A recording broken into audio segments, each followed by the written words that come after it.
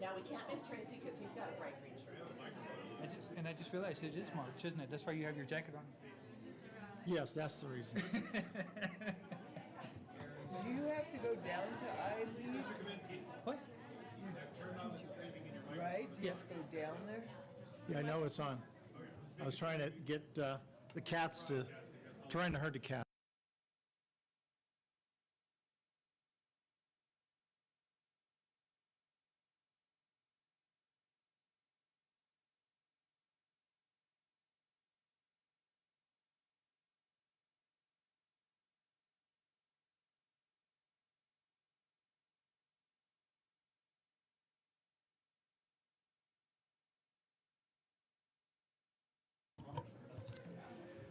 Welcome, everyone, to the March 12th, 2024 regular board meeting.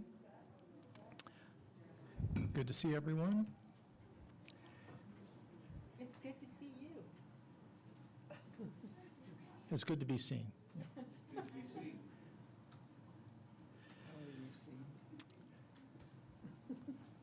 And it's 5:02. Mrs. Barnes, roll call, please. President Kaminsky, Here. Here. Here. Here. Trustee DeSorensen, Here. Trustee Napier, Here. Trustee Sweeney absent, Superintendent Larson Everson, Here. and I'm Deanna Barnes. Thank you, Mrs. Barnes. Now it's time for our flag salute and moment of silent reflection. To lead us in this, the social worker from Jacobson Middle School, Mr. Kerry Colby.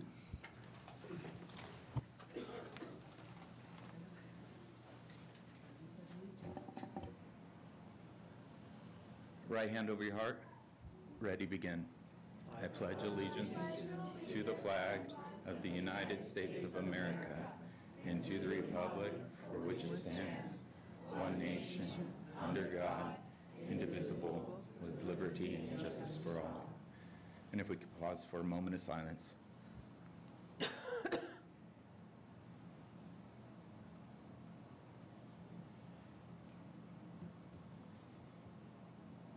Thank you. You may be seated.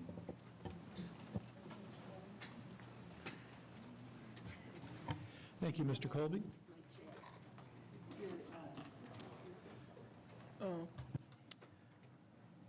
Approval of the agenda. It's recommended that the board approve the agenda as presented. Do I have a motion?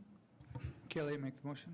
Second. It was motioned by Vice President Kelly, seconded by Trustee Cooper, that the board approve the agenda. All in favor, say aye. Aye.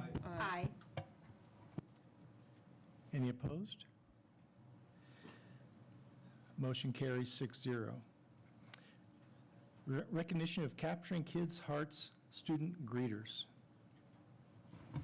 All right, I would like to introduce you to this evening's official Capturing Kids' Hearts greeters. Luca, Alyssa, and Jeremiah are Golden Hills Elementary students. So I'm going to invite all three of them to come on up here in front. Let me guide them for just a minute, so I'll be right back.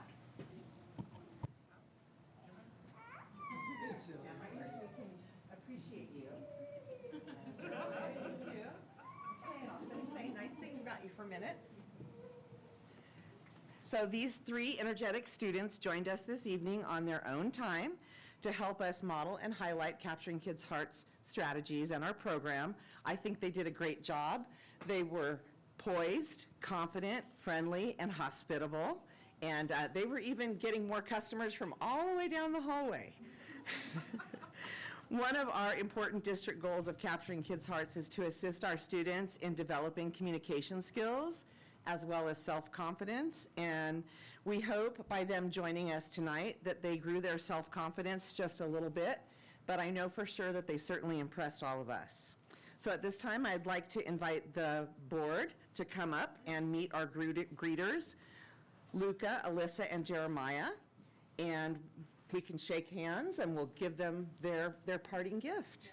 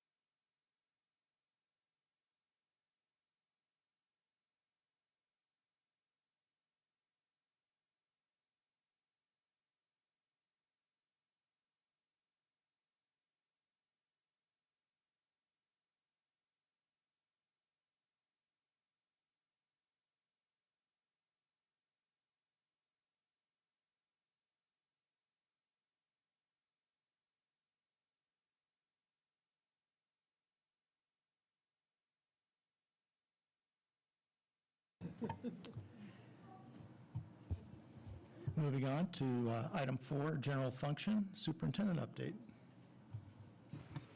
Well, that snuck up on me really fast tonight. All right. Good to see everybody this evening. We'll go ahead and go to the second slide. Hold on.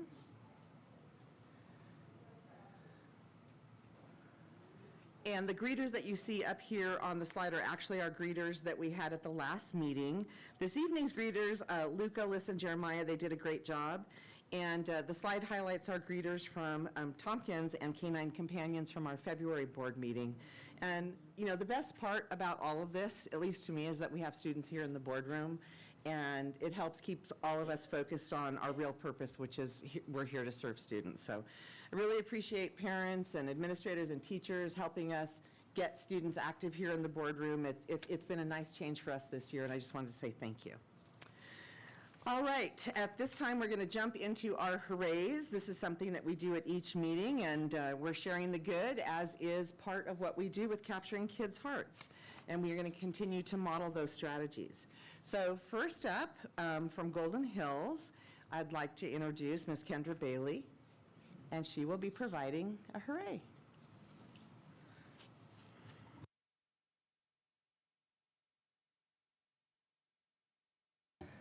Okay, good evening. So we had 2 hoorays this month. We've actually had lots and lots of hoorays, but we had our sweetheart dances. So we just have such an awesome PTO at our school, and they put on not 1, but 2 family dances on February 24th, and it was nice because by doing 2 of them, we got to have it in our own cafeteria. And have a earlier one for younger kiddos, and then a little bit later one for older kiddos. So Goldie, our eagle, made an appearance and was shaking a tail feather out there, so that was super cute.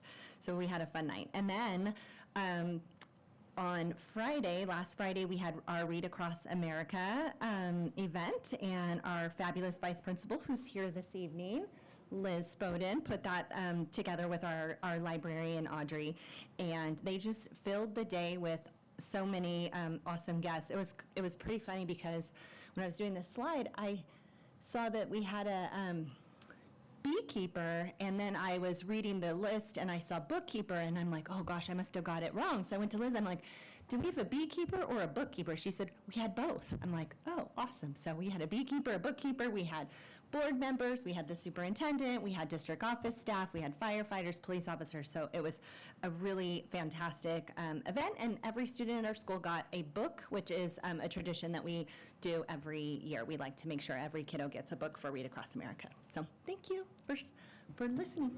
Hooray! Thank you, Mrs. Bailey. All right, now let's hear a TILA hooray from Dr. Porter.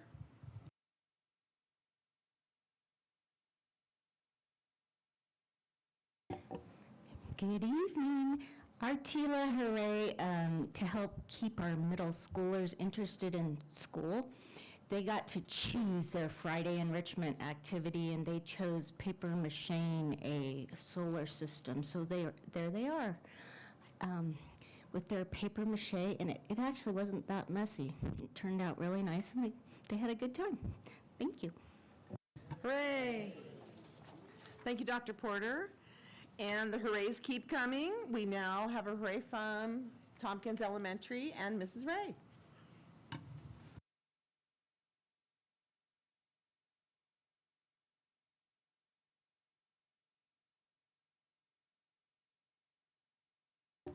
Good evening. I wanted to give a shout out, a hooray to our RTI program. It's now known as Crow's Nest. If you know anything about Becky Sasha, she's all into those pirates, so she named it Crow's Nest. It serves students for 1st through 5th grade for math and reading. We use eligibility based on iReady data as well as teacher input. Students receive small group instruction on remediation skills to help them better access grade level material. Crow's Nest is led by the fabulous Becky Sasha and her paraprofessionals Jenna Van Way and Monica Lopez. Mrs. Sasha and her paras are excellent at filling academic gaps and building the confidence of learners. So to date, that was like last week because we've exited some more, we have an exit rate of 47% in reading, so they have gotten back up to at least tier 2 so that they can get intervention in the classroom, and 39% have gone back into the classroom for math. So go Tigers. Hooray! Thank you, Mrs. Ray. And Ms. Libatique, showing a hooray for Tehachapi High School.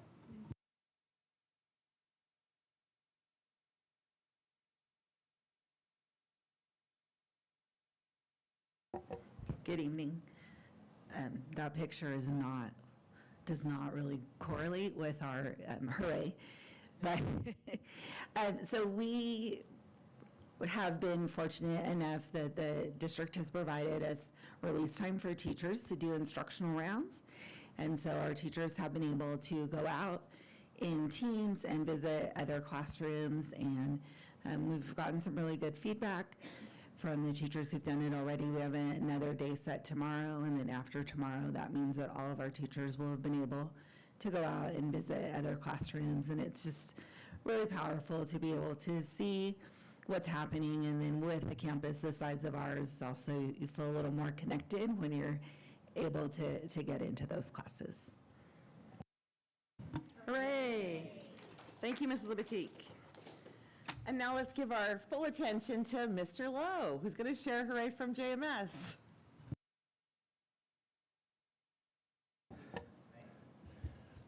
All right, so today I decided to take one classroom assignment to represent things that are going on at school. So I chose an assignment that our GEMS teacher, Darcy Hubbard, put together for her GEMS, which is Jacobson Engineering and Mathematical Science class.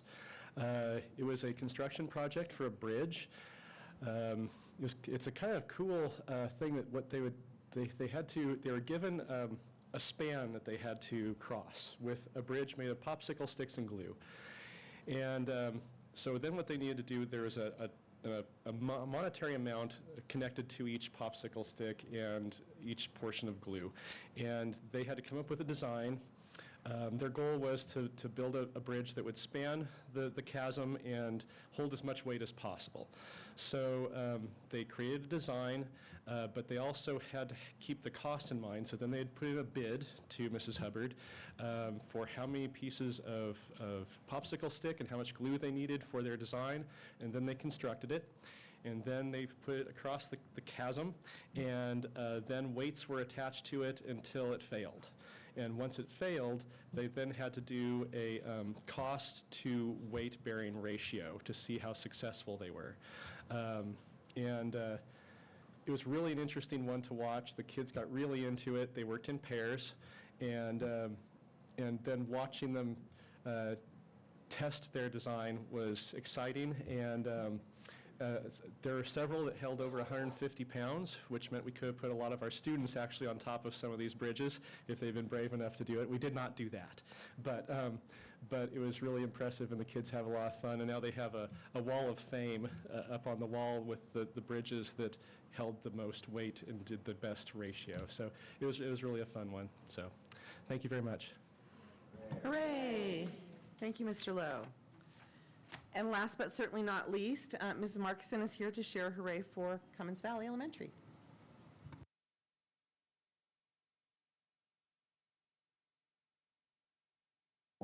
Good evening, board. Over at Cummings Valley, we unveiled the iReady game room, which there has been an update. We do have a name now for our game room, so we are calling it the Cougar Arcade.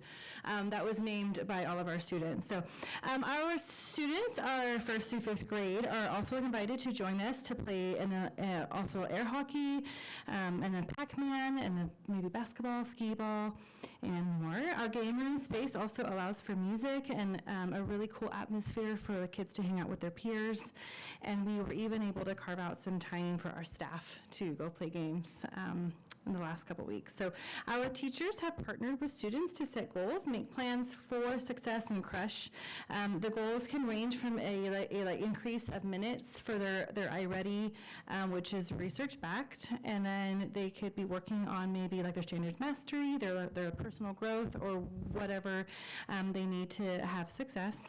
Our teachers have meticulously set goals. So for each of the students can set goals and then meet those goals so they can have access to the Cougar Arcade. Our game room has been made possible because our site was also allocated funds from the district to create these amazing incentives that will surround iReady and then also like the academic excellence. So we look forward to partnering with students and also cheering them on. Thank you. Hooray! Thank you, Mrs. Markison. And then one final note. This is a new form as we continue to implement Capturing Kids' Hearts, and we're evolving as a district. We're still trying new strategies, and they continue to emerge. And so at last month's CTF meeting, the Citizens Task Force, members shared that they'd like a way to pass along positives or hoorays to staff. And that's how this new form was developed. It's on the TUSD website. Anybody can download it from the website.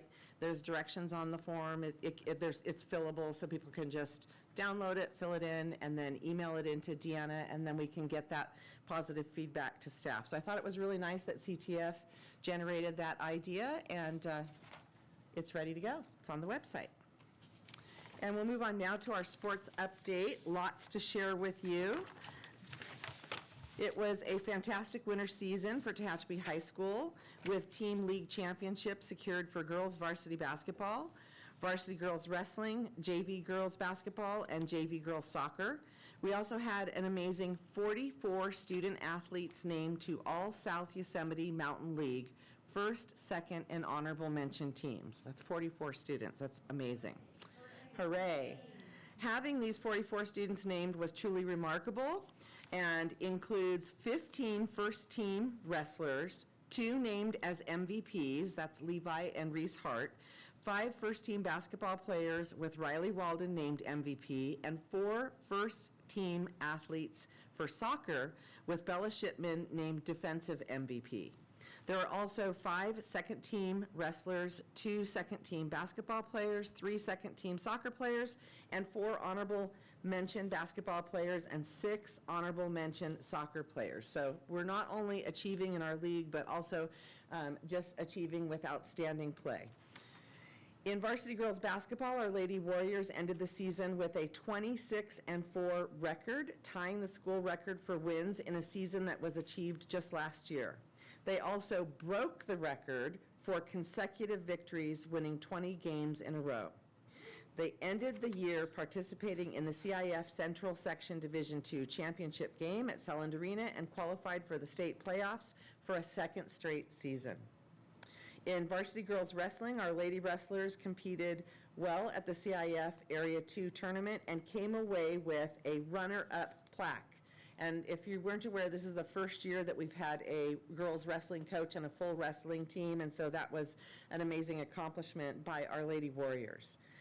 With our varsity girls cheer team, they also took runner-up in CIF Central Section Division IV competition this past January, and the total tally shows Tehachapi High earning 3 CIF Central Section runner-up plaques within a 3-month time span. We also had a first in wrestling with siblings that I mentioned earlier, Levi and Reese Hart, qualifying for the state tournament in their weight class. This was the first brother and sister duo to ever compete at the CIF wrestling state level in the same season. Both competed very well, with Levi earning the Pursuing Victory with Honor award and Reese finishing the competition in 6th place overall. So we're currently in spring sports for our Tehachapi High School athletics with baseball, softball, boys golf, boys tennis, swimming, and track and field all performing well so far in the preseason, and they're just beginning to get started on their league play. So we can't wait to hear all that they're accomplishing this season, and just want to give a shout out of congratulations to all of our Warrior Winter athletes. Hooray! That was a delayed hooray. So on the next slide, you'll see I had coordinated with our TPD chief, Richard Standridge. He was going to be here this evening, but we've been communicating back and forth via text, and he's unable to join tonight. So I'll just fill you in on what I planned on sharing, because we wanted to give them a few kudos. And if he can make it to the April meeting, then we'll invite him at that time. So I wanted to take a few minutes just to recognize Tehachapi Police Department for all of their support. They join us for various different activities. Read Across America, Red Ribbon Week, whatever we ask, they are very supportive and engaged.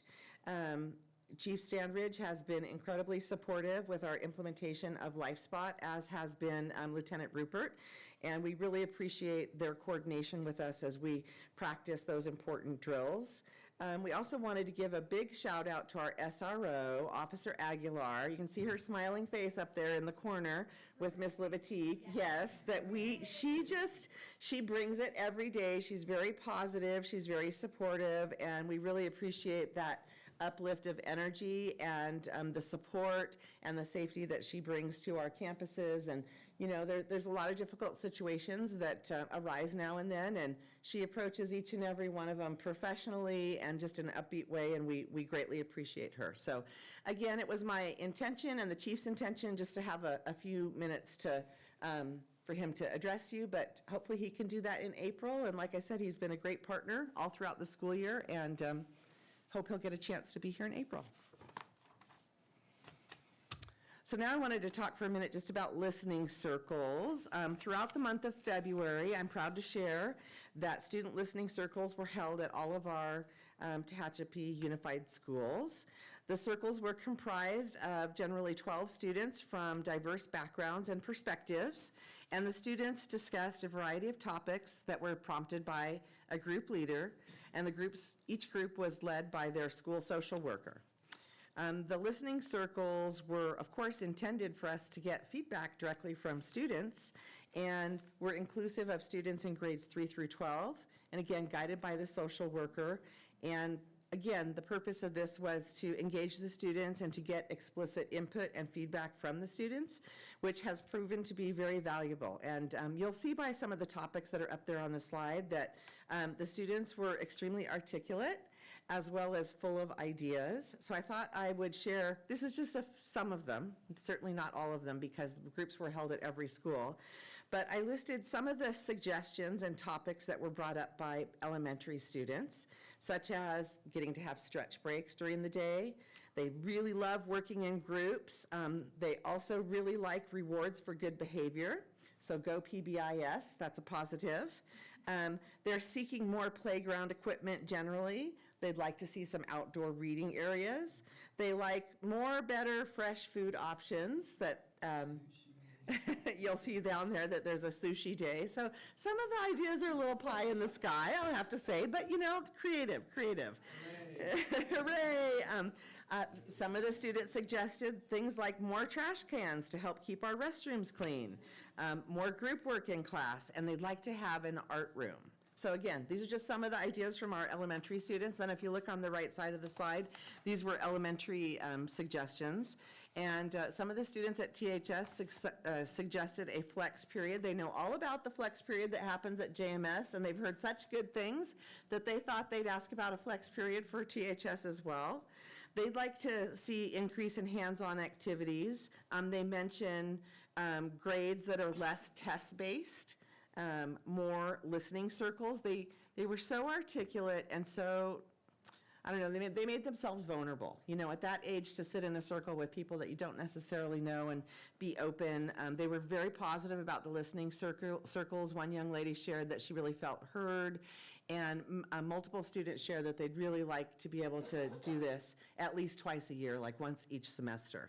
Of course, they asked for longer breaks during the school day and maybe a gaming room at lunch like they've got out at CV. I know, hooray, right? They want to encourage all staff to be friendly. They want to do more, this was surprising to me, more paper assignments and less computer assignments, but this was something that came from the student. They thought that perhaps in some areas we could improve on the food that's offered, and they really, really like an inviting classroom environment, like when there's lights and light covers and things like that. The students really feel that that helps them feel welcome in the classroom and valued. So again, this was a valuable, I think, endeavor for all of us. We look forward to continuing to holding listening circles. I know it was a practice that was in place before COVID, and this is kind of the return. And we're still working as a leadership team, kind of debriefing the conversations that happened in each group and trying to figure out how we can be responsive to what the student suggestions are, and how that might impact our SPSAs and the LCAP as well. So anyway, just wanted to share that with you. I have a question, Superintendent. Were there any parents, like PTO people, site council people? We did not have parents this time. Okay, because some of these, PTO especially, will get right on some of those ideas.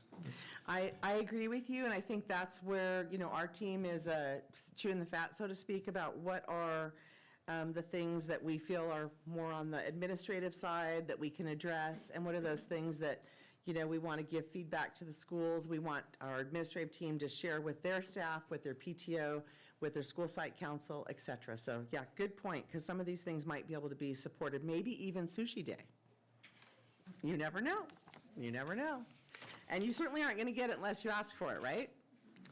All right, well, we're going to move on. We'll talk briefly about this month's theme for Capturing Kids' Heart is courage, and asking and modeling for students how we step up and how we talk about courage as a choice to push through fear, self-doubt, and anxiety so that we can show that we can do things that are hard.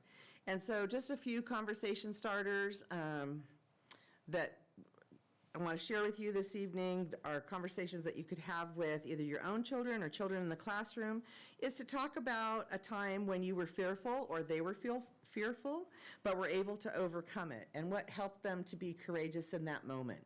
And sometimes when kids can't come up with an idea or think of a time, that's when we can model for them and talk about some time when we overcame a fear and why we were courageous and how.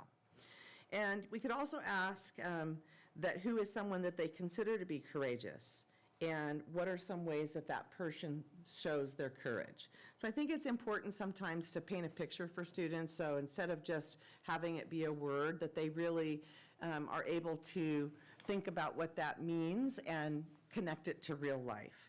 So day in and day out, we're still continuing our Capturing Kids' Hearts journey, and I have some data to share a little bit forward in the presentation, but really, we're really trying to get out there and greet students at the door, and not just students, but staff, inviting our students and staff to share good things whenever we have a class or a gathering, ending and sending with the launches like we do here in the boardroom, and then consistently building and using social contracts in the classroom.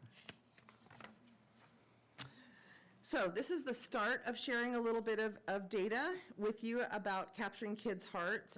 We started implementing the surveys this year.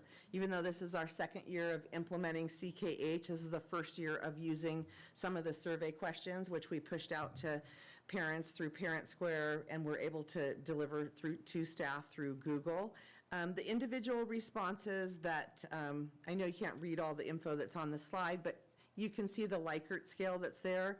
It's a 5-point scale that allows us to measure the implementation and climate and culture scores on a progression basis. So something that is happening very little would have a lower score, like a 1. And something that's happening a lot will have a higher score, like a 3 or 4 or 5.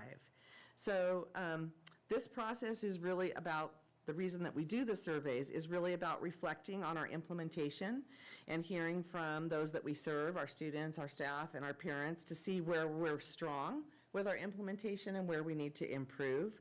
So again, it may be hard to see the scale, but 1 means not at all, 2 means rarely, 3 is sometimes, 4 is often, and 5 is always. So if you can go to the next slide. I thought we would start with just a quick look. These are student scores from the elementary level.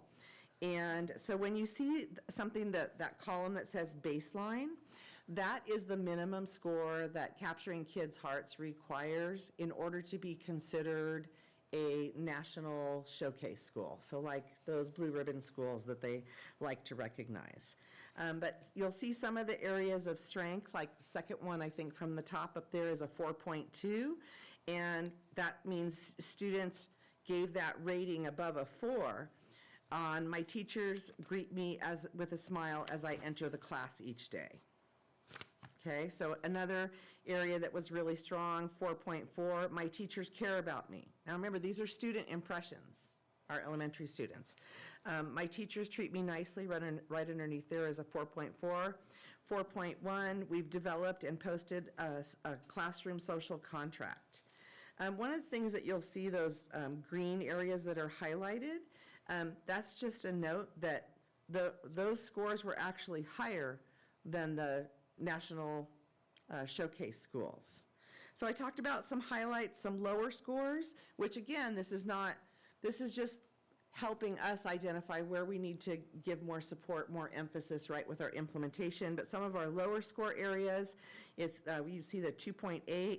We use hand signals, such as signals to bring the class to attention in our classroom. Hand signals are a part of Capturing Kids' Hearts, right, of giving kids silent messages, so it's not always an oral correction when we're talking, especially in relation to the social contract. Also, you'll see that there's a 2.5. My teacher uses a social contract to celebrate positive student behaviors. So that's something that we can work on supporting our teachers in doing. And then the very last one in that column is a 2.3.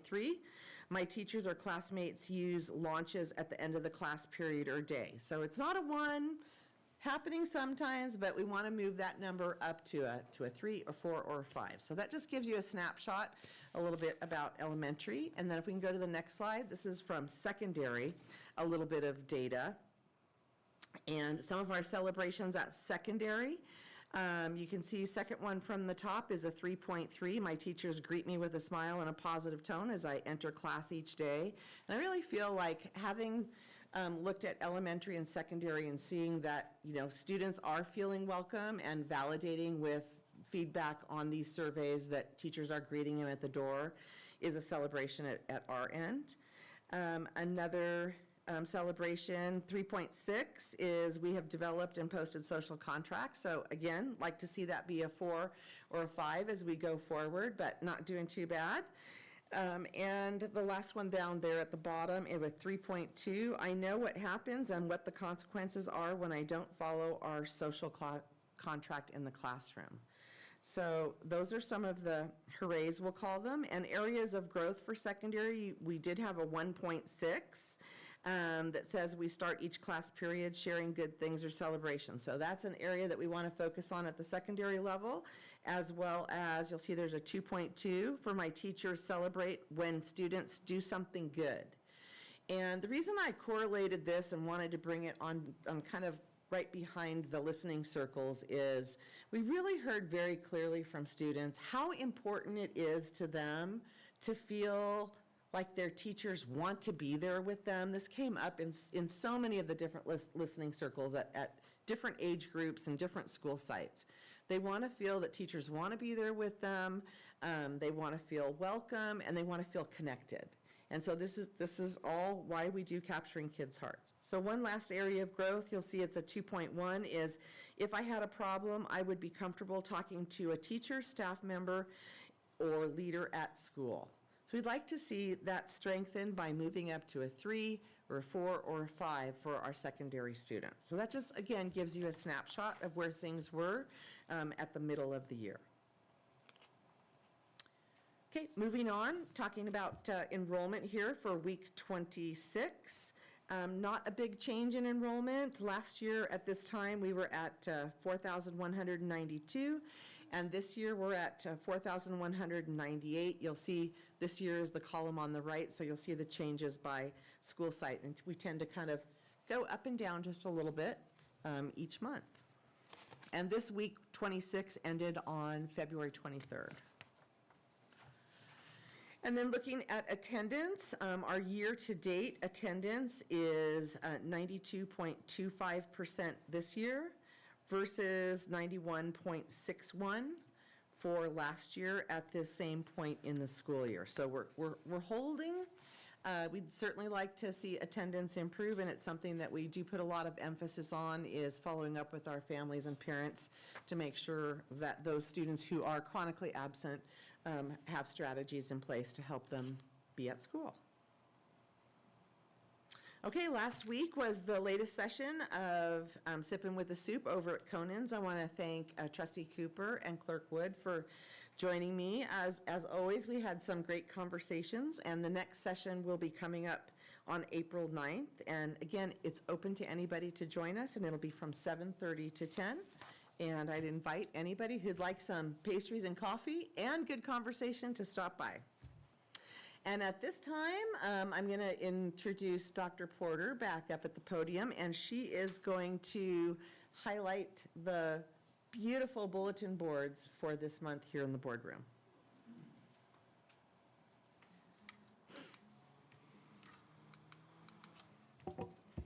Hello again, and I'm here to talk to you about student services and TILA. So as the Director of Student Services, these are some of the programs that I oversee: adult education, alternative education, attendance, before and after school care, canine companions. And just a little update on the canine companions. Today we had our first companion at JMS for an emergency that happened with one of the students and their families, and it was very successful. So that was really good news. I oversee foster and homeless youth, home hospital, independent study, district transfers, school safety, school site social workers, student discipline, and Title IX investigations. And okay, now we're onto TILA. TILA provides TUSD families with an alternative to traditional schooling.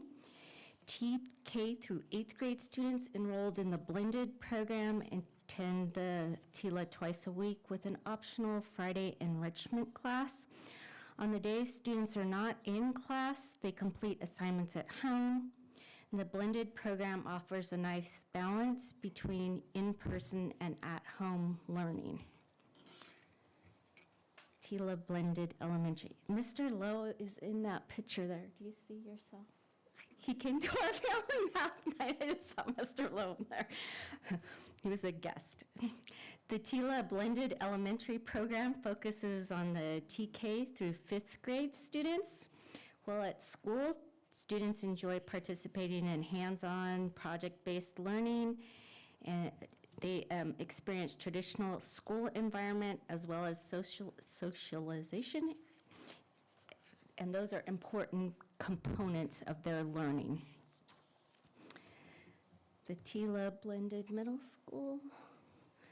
Okay, the middle school offers an alternative education program for our 6th, 7th, and 8th grade students.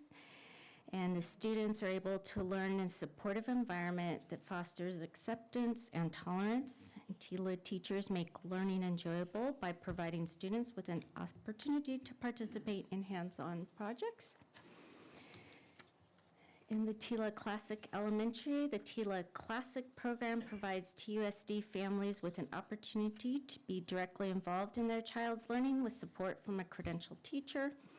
Classic elementary students receive learning packets that align with the same curriculum and pacing guides as the traditional classroom setting. TILA Classic Secondary. TILA 6th through 12th grade Classic students use a web-based Edmentum program to access their classes. Credentialed teachers are available to assist students with their coursework via Zoom. And students are required to take their tests and finals at TILA with a proctor to help ensure that the test scores are valid. And we actually did a book drive so that our students can check books out. They actually just take them home and bring them back and get a new one. But that was something that both our school site council and PTO wanted to help get started. And so we were able to do that, and we actually have the same thing with games now too, where we have a game donation cart. Okay, and the TILA Students Celebrate Kindness, for capturing kids' hearts. February was Kindness Month, and we did lots of kindness projects. The little hearts on the board have nice kind sayings on them. And if you look at the pictures starting there on the left, Mrs. Trini's class exchanged hearts with kind words on the heart, and each student got a clothespin, and they put their clothespins together and shared their heart with the kind words on it. And then in the next picture there, the students used heart signs to support capturing kids' hearts. And then we did a school-wide act of kindness, and we collected food. That's our display case, so it's a little hard to see, but there's a kind bees in the center there. And then the food drive advertisements were on the side, and we donated the food to the pantry at THS. Okay, and then we're focusing on capturing kids' hearts. Part of capturing kids' hearts is starting the morning with positive greetings. And you can see the two boys there. They're greeting each other. We're encouraging the students to become greeters like they do here. So they're empowered to interact in a friendly manner. And that's one of our paras. That's Mrs. Rutherford and Gracie, and Mrs. Rutherford is greeting students at the door as they come into the classroom. And then we have a Capturing Kids' Hearts social contract that's displayed that helps the teachers establish classroom expectations. And then the two girls on the end there are hugging each other and saying goodbye, and we're working on launching the day with a positive note so students leave in a good mindset. I think that's it. Thank you for listening. I don't know if anyone had any questions about TILA. I have one. Oh, no. What, Go ahead. That's okay. It's all right. well, in that case, I'll make it hard. No, what percentage of the TILA enrollment's in the blended program? Wait, what percentage of TILA enrollment is in what? The blended program. Probably about 60%, because our high schoolers, we have a lot of high schoolers and they're not, but a lot of them do take some classes at the high school and some at TILA, so that's kind of a tricky question. But probably 60% of the TK through 8. Okay, thank you. All right, thank you. Hooray. Thank you, Dr. Porter. And we're almost wrapping up on superintendent update. We're going to jump back in there just to cover a few upcoming dates and events.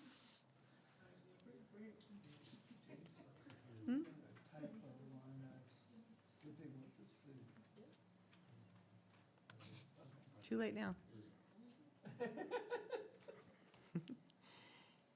Okay, there we go. So first of all, this Friday is the end of the third quarter. So just wanted to point that out. And then we've got lots of different activities listed up here, some sporting events, tennis tournament, some music performances at the elementary level. JMS Band is going to the California Music Educators Association. Also wanted to point out that on March 21st, we'll have a FAC, or Facilities Advisory Committee meeting, and also that same evening, a Citizens Task Force, or CTF meeting. Both of those meetings will be here at the district office at 6 p.m. And then also on the 22nd, Friday the 22nd, that is a minimum day before we start spring break. And spring break will begin and run through April 1st. So that's not an April Fool's joke. It's just through April 1st. And then April 2nd is actually a snow makeup day. So students will be and teachers and staff will be in session on Tuesday, April 2nd. Too many cookies this evening, right? Too many cookies. And that concludes my report for this evening. Thank you. Thank you, Superintendent Larson Everson.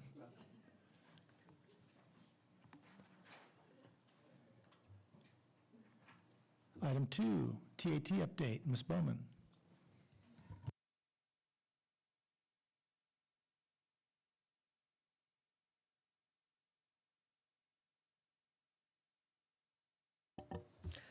Good evening, President Kaminsky.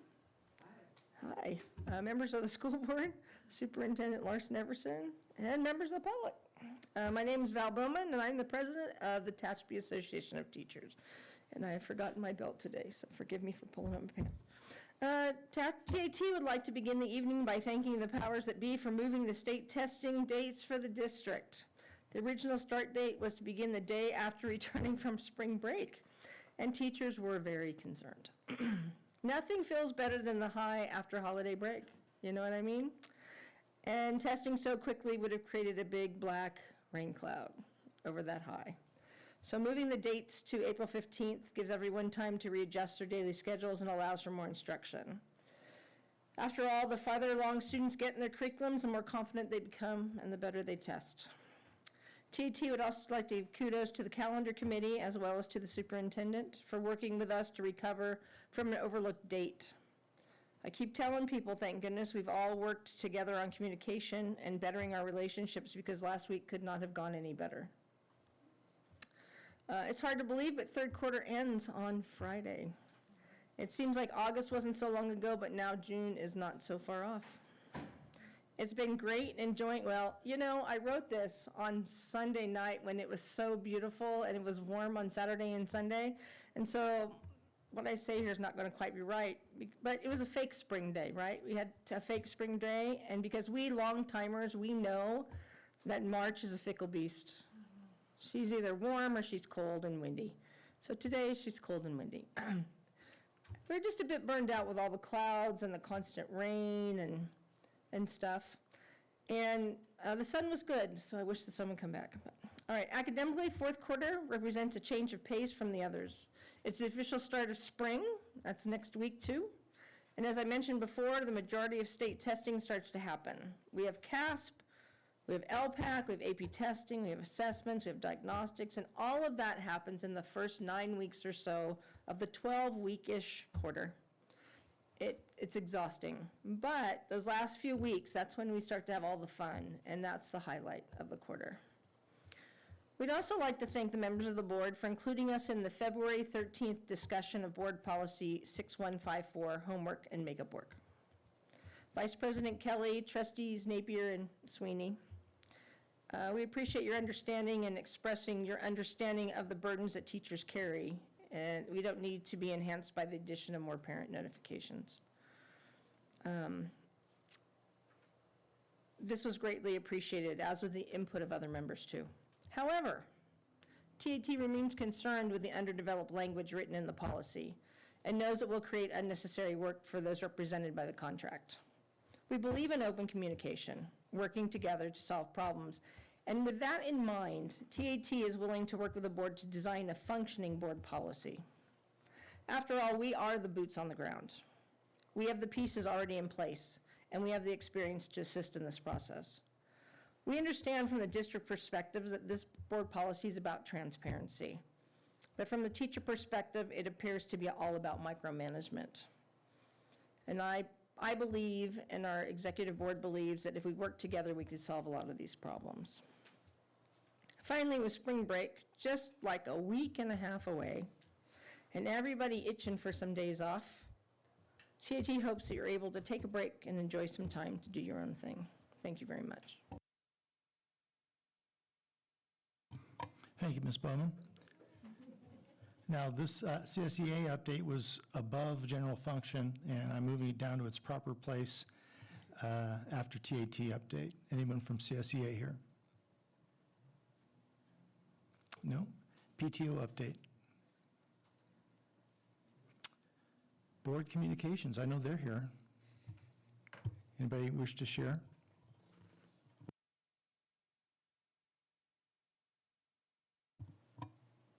Wow, this is going fast. Yay. 5, public comments. I have one sheet, Christy Libatique.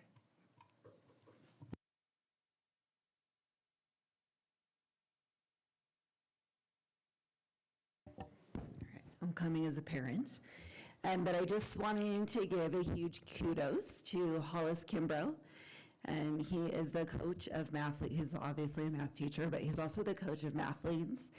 And our students came in second overall in our Mathleads League. But the experience for my son, who has not really wanting to put himself out there, but at the encouragement of Mr. Kimbrough, like, this would be great for you, you're really capable of this. Coming into this group, you know, again, this is like a really, just a different group of kids. The experiences that they have, Mr. Kimbrough, out of his own pocket, buys these kids lunch all the time. I keep telling him, stop buying them lunch, we will buy them lunch. But he just the commitment that he has to the time that he spends with the students, the way that he coaches this team, you know, when they go and have lunch, he doesn't like go off to the side. He's actually sitting with them, and just this relationship. It's just amazing. It's impressive, and I just really appreciate the commitment that he's made to all of these students. So, thank you. Hooray! Thank you, Ms. Levitique, and having helped Mr. Kimbrough my last year of employment with the district, everything Ms. Levitique says is absolutely true, and it's a different experience driving a van full of mathletes to, I can't remember, the small town past Barstow and other places. They're always a great group of kids. Thank you. Any other public comments? Consent agenda.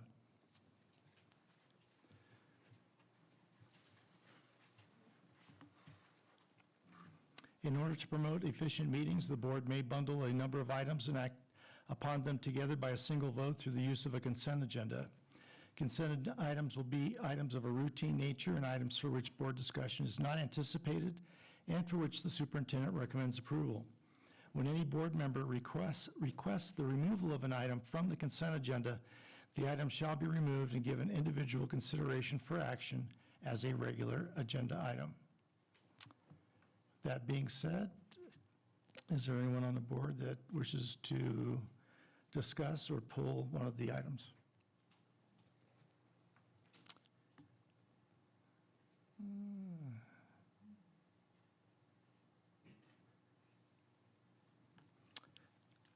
With that, do I have a motion to approve the consent agenda? Motion? Kelly, a second. It was motioned by trustee Sorensen and seconded by Vice President Kelly to approve the consent agenda. All in favor, say aye. Aye. Aye. Any opposed? Motion carries 6-0. Superintendent. And I'll give you your first item as soon as I find my cursor that doesn't No want it. worries. The first item is an information item. Yes, number one, acknowledge receipt of initial proposal from the Tehachapi Association of Teachers /CTA/NEAs to the Tehachapi Unified School District for reopener negotiations. This notice is being provided pursuant to Government Code Section 3547. Yes, and this is just an information item to acknowledge receipt on the record and for the public of the district's receipt of the initial proposal from Tehachapi Association of Teachers. And I want to thank the bargaining team. You know, we put in a lot of work earlier this year, and when we come to an agreement and we put in March, at the March board meeting, that we're going to sunshine and do reopeners, it feels a little bit further away than it actually is. So this one came up pretty darn fast, but I thank them for getting their reopener to us, and that is presented to the board and the public this evening as an initial proposal from Tehachapi Association of Teachers. Thank you.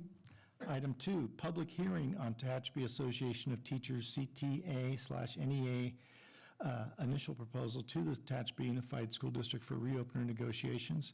This public hearing is pursuant to Government Code Section 3547. Anyone wish to make a public comment?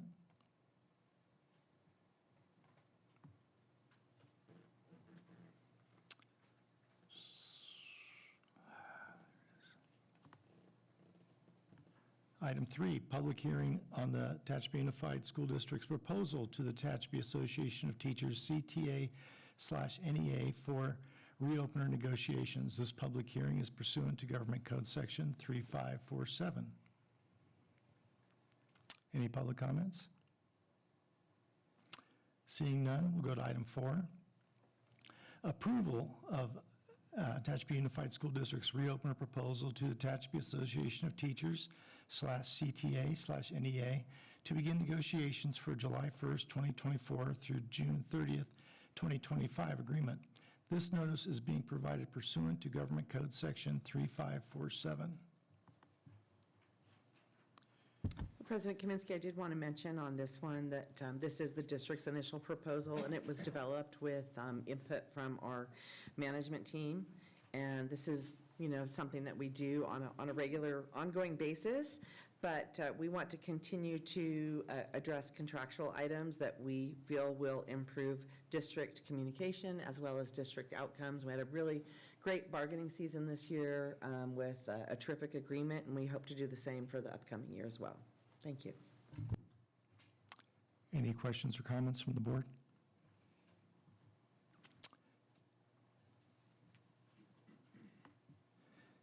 Seeing none, it's recommended that the board approve Tehachapi Unified School District's reopener proposal to the Tehachapi Association of Teachers/CTA/NEA to begin negotiations for July 1st, 2024 through June 30th, 2025, pursuant to Government Code Section 3547 as presented.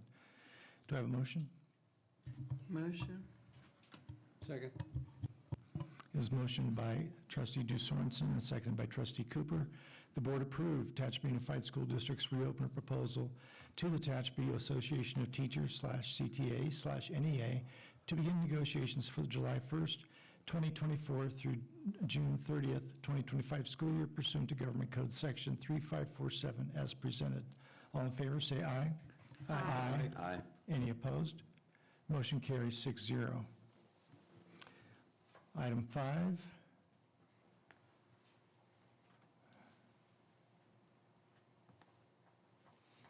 Appointment of labor negotiators. The board will consider and possibly take action to appoint one or more labor negotiators to represent the board during 2024-2025 negotiations with the Tehachapi Association of Teachers and the California School Employees Association in its Chapter 466. The board will identify in open session any representatives designated.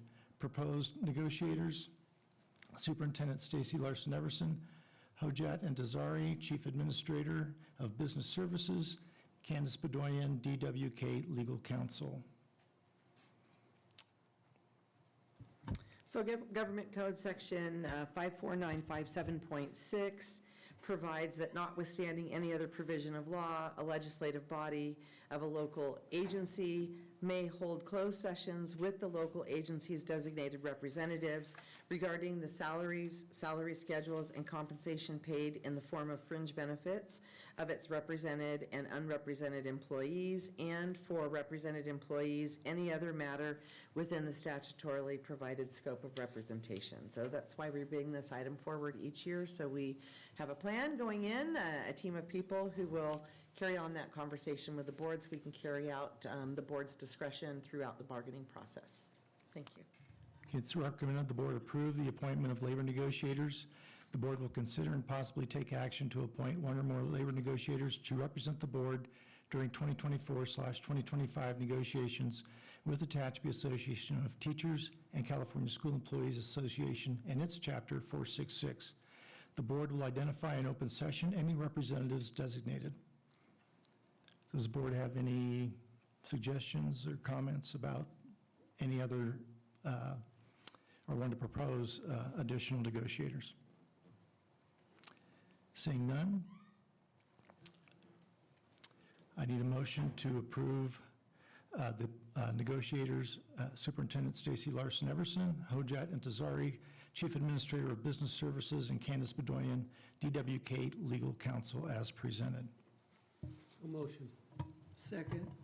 It was motioned by Trustee Cooper, seconded by Trustee Sorensen, that the board approve the appointment of labor negotiators, the board will consider and possibly take action to appoint one or more labor negotiators to represent the board during the 2024-2025 negotiations with the Tehachapi Association of Teachers and California School Employees Association. It's Chapter 466.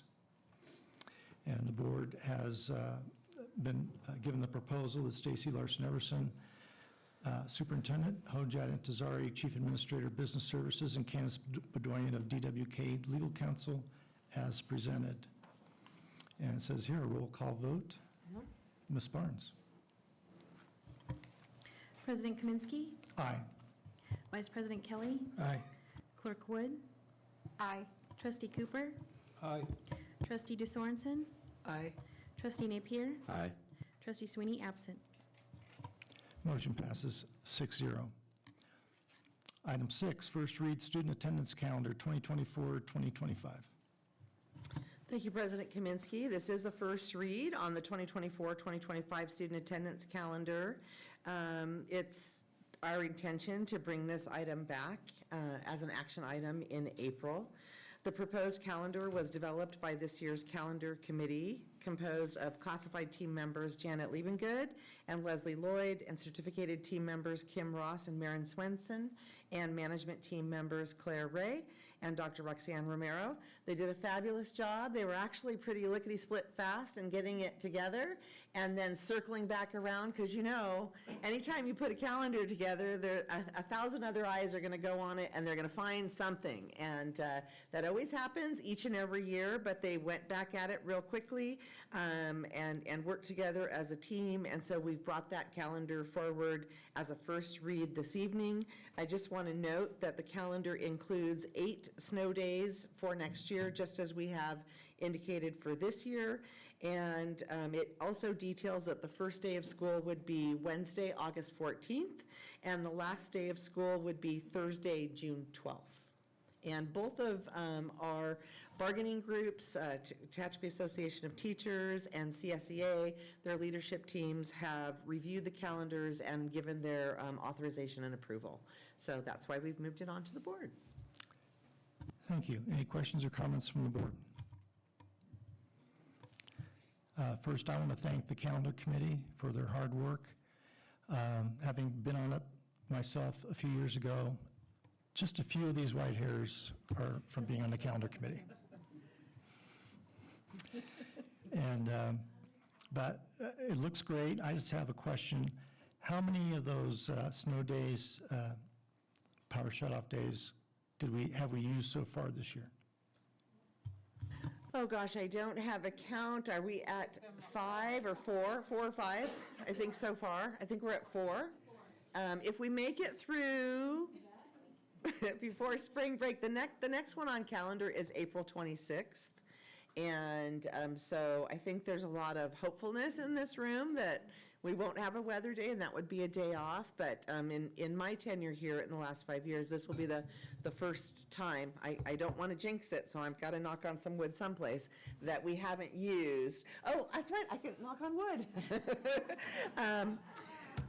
That we won't have used all of our days and haven't submitted any waivers. So things are looking pretty good so far. We've had more wet than snow and ice, which is a good thing. And then how many days this year have been power shutoff days? None. I think that's a 0. And last year as well seems like was a 0. The reason I say that, if I was a staff member, teacher, administrator, classified, man, June 12th, I'm just trying to, if we can, next time, cut a couple days off, power shut off. I don't know if the state requires those days to be, so many be snow, so many be power shut off. I don't I think it think matters. based on what I know, and actually there was an article by CSBA, I want to say last week, where they highlighted because of the significant weather changes that are happening now with so much more flooding and water, that a lot of districts are, for the first time, having to do what we've been doing for a long time and put inclement weather days in. The challenge that we have the first year that PSPS were implemented, and we've had some scary moments. Just because we haven't had them doesn't mean that behind the scenes, there hasn't been some swashbuckling going on by Mr. Antazari and myself to communicate with SCE that that's one of our schools, like, we really need, for it to be open. And, sometimes they work with us when they can, and obviously when one of the circuits goes down, the circuits go down, and we have to accommodate that. But what we learned the first year of the PSPS days is the messaging from the state is, this year is your free pass, right? If you didn't plan enough days, we're not going to give anybody a hassle on waivers. But going forward, since we've told you that this can happen, and it probably will happen, if you haven't put in enough days to meet the needs of your district, then you are in some jeopardy of not getting those waivers approved. And so that's why we have been very cautious on the waivers with our snow days to make sure that we're getting over the finish line. I would just rather, I don't mind the 8, but they should all be weather days. So it's not listed as PSPS? Right. Gotcha. Well, at the bottom right, it says snow days makeup, and then at the top, it's blue, and it says PSPS/snow days. PSPS are kind of done with the upgrades that Edison's made in our area. The fluke, car hits a power pole on High Line. Yeah, what are we gonna do, right? We can't control and engineer out stupid or idiots. But yeah, I'm with Mr. Kaminsky. The PSPS. I mean, I've had multiple meetings with Edison in my day-to-day career. They're very confident that the infrastructure, the upgrades that they've done up here, and they have. If you know an Edison employee, tell them thank you. They've spent tens of millions of dollars in upgrades up here in our area obviously for safety reasons. I don't work for Edison. I typically get upset with them, so that's not a plug. But they've spent tons of money on safety, and then to prevent these types of things. So yeah, I'm with Mr. Kaminsky. I'd like to see this looked at as cutting some days off. I mean, we're every single time, and there's a lot of days in here for work days and training, and those are obviously all requested by the staff, I'm assuming, I hope so. But then you add on PSPS days or snow days, that just extends, it shortens their summer break that they need and deserve. So I would love to see if there's a way that could be looked at. Obviously, the unions have agreed to it, so it's not that they're in opposition of it, but that would be something we should consider. I feel like we had this conversation last year. I brought this up, and the same thing happened where I was like, well, it's already been agreed upon, so it's kind of done. So I'm assuming we're in the exact same position now. If all of a sudden the board wanted to change this, the answer would be, sorry, we can't. So it's a little frustrating. That's not the answer at all. This is a first read. It's first read, so. But the same thing happened last year, though, where it was a discussion about the teacher work days and the early release days and things like that got brought up. Absolutely. This is a first read, so it's open to the board's suggestion, and if there's direction from the board, then we go back to the drawing board with our teams. To what level do you want discussion or are comfortable with? I mean, we have staff here, we have the union here. I mean, I have direct questions that I would like, that really needs to be answered by them necessarily, not from you. Shall I funnel those questions to you? You get those questions answered and bring them back, or what's best for you guys? Sure, I think that would work. I would love to hear from the union if they would prefer to have, when I grew up, I don't think teachers had this kind of training, and I think it's fantastic, and I think we should support this and continue to do this. I can only imagine the amount of collaboration that they're allowed to have because of this, and I think we support that. My question was, do they see a benefit? Would they prefer it to be like a Monday, a full Monday as opposed to 2 half days, or a Friday as opposed to 2 half days, something like that? Again, I don't work in their world. I don't know their business if it's good or bad, but I understand how it is. Kids are dragging out of school. They take forever. They got sports. They got this. It's like it feels like it'd be just cleaner for them to have just a whole day to just focus and do that. Now, if the answer is no, we like this, that's fine. I totally get that. But I know that that's something that I know it for me as a board member, I get those conversations from parents all the time. The old days of the single parent household in this community are over. Almost all parents work now. The world's so expensive, right? So we have so many parents working and commuting and things like that trying to be as respectful as possible to their time, but if this is the true best way that functions best for the staff, then that's the answer, and we have to do what's best for them, which is ultimately best for the kids. So I would like to have that question answered by the union. Now, if it's a survey, obviously that's not a direction from me or the board. So that but particular piece is actually in the collective bargaining agreement. So that is not something that the calendar committee generates. It's something that is dictated by the bargaining agreement. So the only change in the schedule for early release and those collaboration days is articulated through the bargaining process itself. Does that make sense to you? Yeah, so then that answered my question, that it's already been bargained upon, then that's not changing. That part Okay, of so- it. Yeah, mhm. okay, so then, yeah, rewinding a year ago, yeah, that's the same answer. So here we are again, so, okay. One other thing to consider is the school year ending on June 12th, summer school, I would assume the Monday after that. If you're a teacher working summer school, you're working Friday the 13th as a prep day, and then starting Monday, and then the strain on the maintenance staff on getting at least the 2 summer school sites ready, in addition to any projects that might be going on either with Mr. Gilbert's department or with technology. So just on a note, our initial discussion, obviously, we're a long way off from setting the calendar for summer school for next year. We usually bring that to the board after the first of the year, early spring, as we did this year.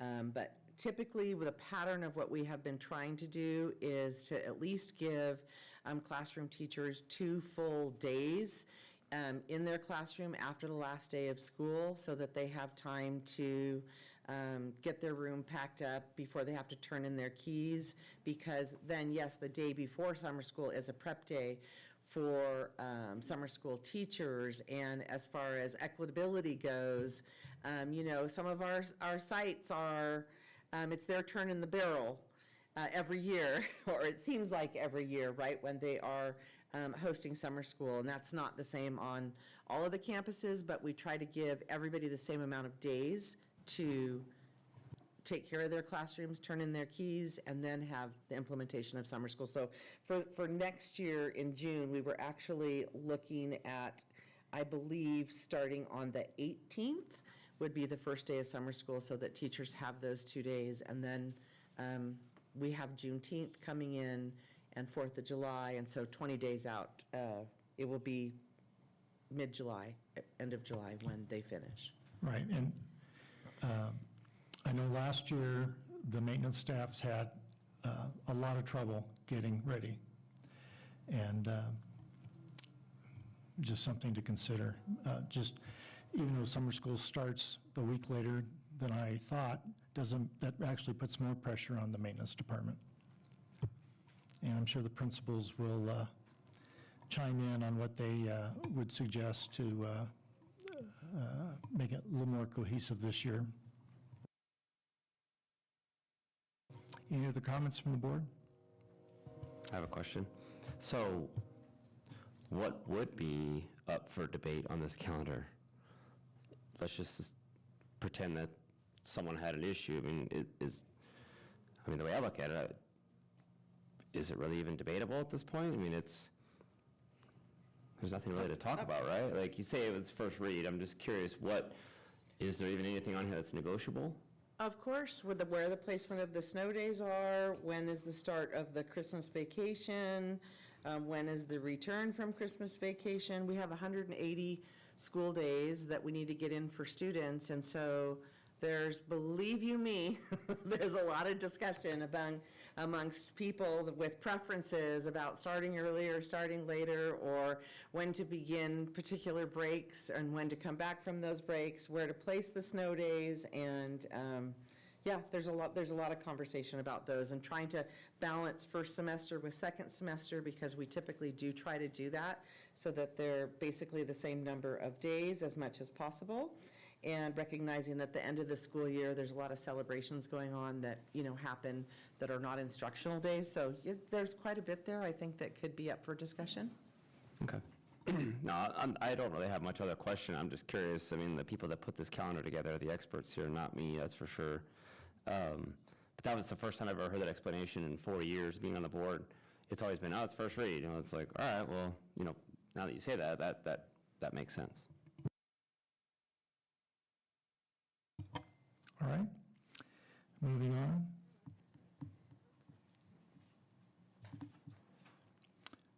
Number 7, first read of Board Policy 6154, homework/makeup work. Superintendent Larson Everson.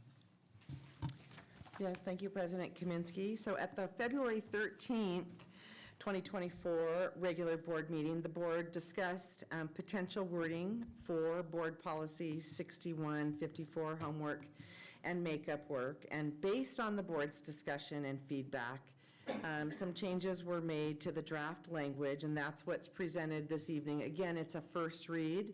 It is hasn't moved forward for approval because we've stayed in this space of getting feedback and then bringing it back. So there's only one section on the actual policy that is down at the bottom of the first page that was modified based on that conversation. I'll go ahead and read it. And so this is the only section that was changed. If a student repeatedly fails to complete homework or classwork assignments, the teacher should make their best effort to notify the student's parents/guardians as soon as possible so that corrective action can be taken before the release of any final grades or report cards. So beyond those revisions that I just cited, there were no other edits have been integrated into the policy since it was presented in February. And again, that was the language that I heard discussed during the meeting that we had, and so that's what I placed in there. But it's open to more discussion and direction from the board. Anyone from the board have a comment? I do. So I brought it up last meeting in this topic to try and use software to provide as much data and information to parents as possible. Kind of the hearsay is that if Parent Square /Aries / whatever the software is called can provide notification to parents that their child is getting a D or an F, then it should be able to provide them a notification if they're getting an A, B, or a C as well. So I know we talked about having a presentation at some point with the board to hear that information, to clarify, can that be done? I still think this language puts the teachers in a bad spot. I mean, it starts off with a directive, which is shall, and then it says should. I mean, it strikes out shall, right? Then it should make their best effort. To me, it's just, you're creating language that's pointless. It's saying you should try. Well, they are trying. They are doing their jobs. They are putting in their grades. They are, to me, it's just, I would strike the entire paragraph out, frankly. The teachers are doing their jobs. I understand that not every single parent is as involved as I am with emailing teachers, probably way more than they would like me to. I recognize that. But the teachers do have the technology available to them. There's tons of information out there. I just, to me, this is telling them what they should already be doing, which teachers have been doing for 100 years, is coaching, guiding, sharing information with the students, giving information. Like I said, I have, there is an emphasis on parents as well, and I went through 7,000 emails with teachers. That worked to a certain point, but it was cumbersome for the staff, honestly. They didn't ever complain to me about it. They were very helpful, the middle school specifically. Mr. Lowe and his team have been incredible with me, helping me. Me and Mr. Lowe worked out a plan to kind of morph that to just a weekly progress report. Teacher fills it out real quick. They sign, hey, you got 2 missing assignments, and here's your grade. They sign it, great job, whatever, and they move it on. That works great. It's very, very simple. It's very easy. It puts the responsibility on my student to say, hey, Nixon, take the binder to your teacher. It puts it on him, right? That puts emphasis and ownership on my student, as opposed to saying, well, if I don't hear from the teacher, things are good. That's not fair. It's not fair to the teachers to just say, well, I never heard from them. Then things must be great. And then all of a sudden, my son comes home with 4 Ds and an F, and I lose my mind, and I go, well, the policy says they should make their best effort. And they're like, look, my best effort is I have 150 kids, half of them are failing.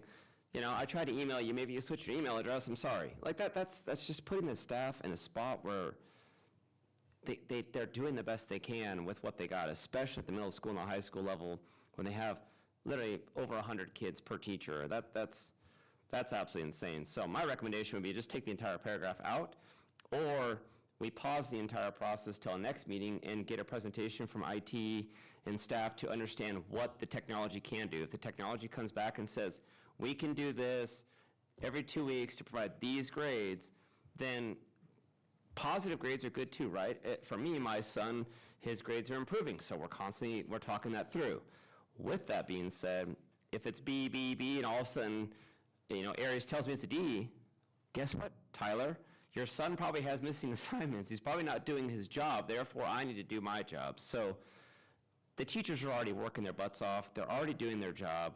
To me, this is just putting policy that's never going to be enforced, and it cannot be enforced, nor should it be enforced. So my recommendation would be either remove the entire paragraph or wait until we can hear from Stacy or Ryan or whatever it may be for technology-related issues, and maybe we can modify that and say, per the blah, blah, blah technology, grades will come out every 2 weeks. And that's it. I mean, it's simple as that. The students have responsibilities, the teachers have responsibilities, the parents have responsibilities. It's a shared effort, but putting policy in place that's vague enough that you could kind of get mad at them, but vague enough that you can't do anything about it is pointless. So that's my piece. Thank you. Anybody else? Just talking from personal experience, 99% of the teachers do this. But the 1%, I had a teacher at a school I will not name that actually was a parent that called me. I haven't gotten any work back from my student in 2 or 3 months. And this was an A student. This parent was on top of it. And I went down to the teacher's room, and I really don't want to go into all the details, but disciplinary action was taken. And this is just to provide something for administrators to address, and it's less than 1%. It's less than 1%. But, and some teachers, they get busy, and they may forget, but that's their best effort. So I think the wording is appropriate. In the final read, the shall won't be there. That was a strike through. Anyone else? Yeah, I'm going. Vice President Kelly. Thank you. Both my fellow board members make solid arguments, but what I heard tonight from Ms. Bowman, who represents TAT, is that they may not be on board with this. So if we as the board decide to delay it to get input from whether it's superintendent or Mr. McKay, I think that TAT and/or a representative for Ms. Bowman should be part of that discussion if we decide to go that way. Thank you. Anyone else? All right. Do you need any more? I believe I have three different suggestions, so I would appreciate a little bit more guidance. Again, recognizing that this is board policy. I heard Mr. Napier's suggestion. I can add heard also, yours, and heard I can Tracy's. speak for the principals, having been one for 7.5 years. I have way better things to do than see if Ms. Smith is notifying her parents. Usually it's a reaction like an example I gave of a parent complaint. I really, And I this is know we're broad enough. focused on one little paragraph in here, and that's why I say is keep in mind that this is a whole policy from CSBA that's recommended that discusses other aspects of homework and makeup work and discusses that teachers should have a syllabus at the beginning of the year and all of those kinds of things. So this is just one component of it. So yeah, I mean, it would be helpful for myself and our administrative team if there was some type of consensus by the board or a little bit further direction, because, I don't know whether to bring this back as another first read with additional changes, or to bring it back as it is as an approval item. Well, I'd like to hear from the three trustees who haven't added their opinion.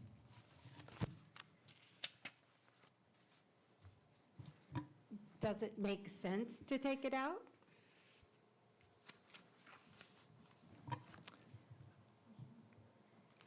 99% of the time, it'd be fine, but that 1%, well, it's not a teacher, you might, like the one I was giving the example, which is a true story, wasn't something I made up, could go back with not board policy. Can I give a hypothetical here, or analogy, or scenario? Let's go with... I'd rather hear from you. That's fine. Well, let's go with the 1%, though, that you say, President Kaminsky, the 1%. Let's say we do identify that Tyler Napier is a teacher is not notifying. All this you can't reprimand, you can't do anything with the way this is written. It's not like it's a policy to reprimand, right? Like, right. The other 99% of this, you read through this every year and go, teachers are doing this. Yeah, do you have a teacher who forgets or doesn't have time or whatever? Yeah, I get all that. No one's perfect. But you look at this recommended policy, in my experience as a parent of 6 kids in this district, they're doing this. They're doing their job. And yeah, I mean, even if the 1%, let's just say they're egregious, like, I'm not doing it. Even as the language is written, I'm not an attorney, but the way the language is written, you're not doing anything with that. You know what I mean?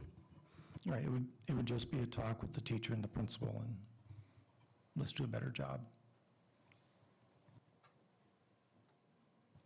Trustee Cooper, Trustee Sorensen.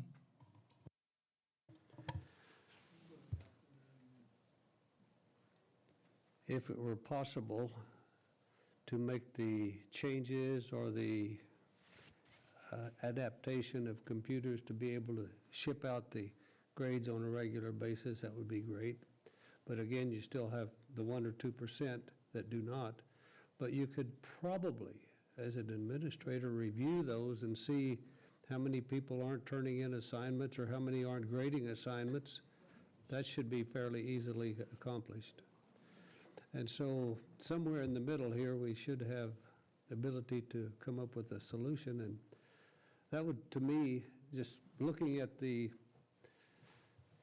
grade sheet, I can tell what assignments have been submitted and graded. And then if you're very interested, you can then look down and see, okay, hey, this kid didn't turn anything in for 3 weeks or 13 weeks or whatever the time period is. But it seems to me, like Tyler said, that we should be able to ascertain just from and aren't most of the grades turned in computerized anyway? I don't know. The teacher still has to calculate the grades and enter those in. In other words, if maybe I haven't had a chance to grade everything yet as a teacher, and so I haven't made any updates into Aries for 3 weeks, then it's not going to be in there. Those updates wouldn't go to students, no matter how many updates we send out electronically, because I haven't put the entries in there yet. So it's very individual. Some teachers are doing it more frequently than others, and at the secondary level, they do have a lot of students, so it's a heavy burden on them to do all of the scoring, whether it's essays or tests or whatnot, right? That they've got to get all of those scored and then look at whatever their syllabus is, how much is that counting towards their total grade. They're entering that information in. The avalanche of homework as you go through the semester is duly noted as a former instructor.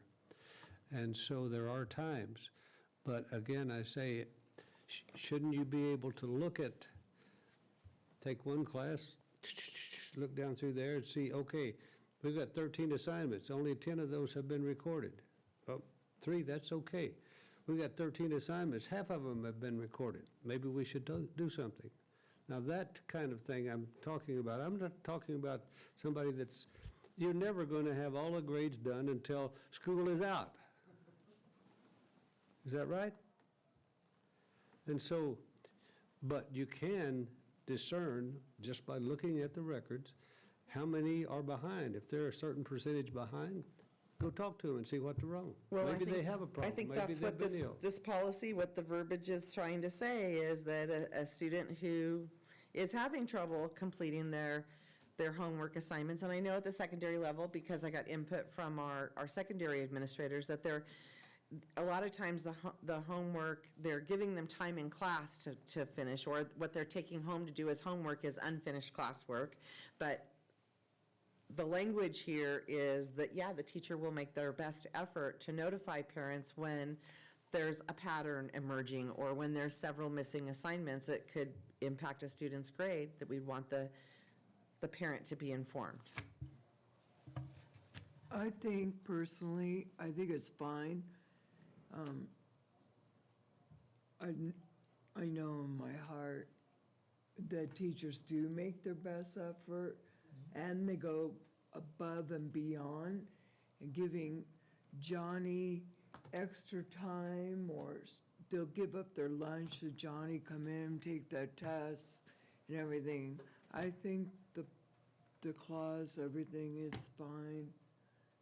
I don't see any problem with it, or I don't see any dysfunction in it or anything. And of course, the admin too, they go, make sure you call and stuff like that. And, there's a lot of communication goes on with the teachers and the administration and within a school setting.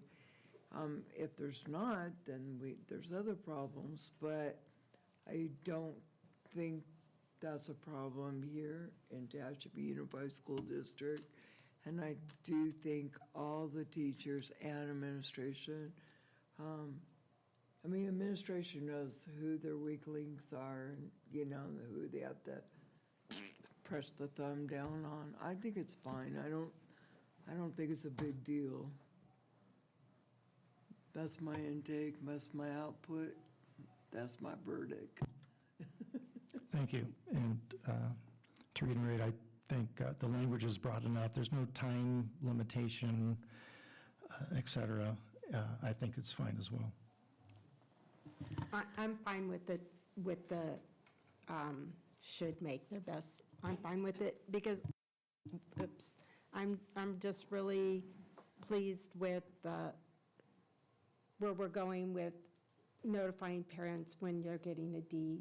I think that's the best effort that we're doing, a D or worse, and letting them know that. That is some good information. So, like I say, I'm fine with it. One more comment. We're dealing with something that is not easily measured, and we're dealing with, I don't know how many teachers we have, but every one of them has the same situation and same problem. And again, I think they're all making a major effort, as those of us who were teachers did. We made the effort to get those grades in, and we saw the people who were not doing well and counseled them, but we can't do everything, and the teachers can't do everything.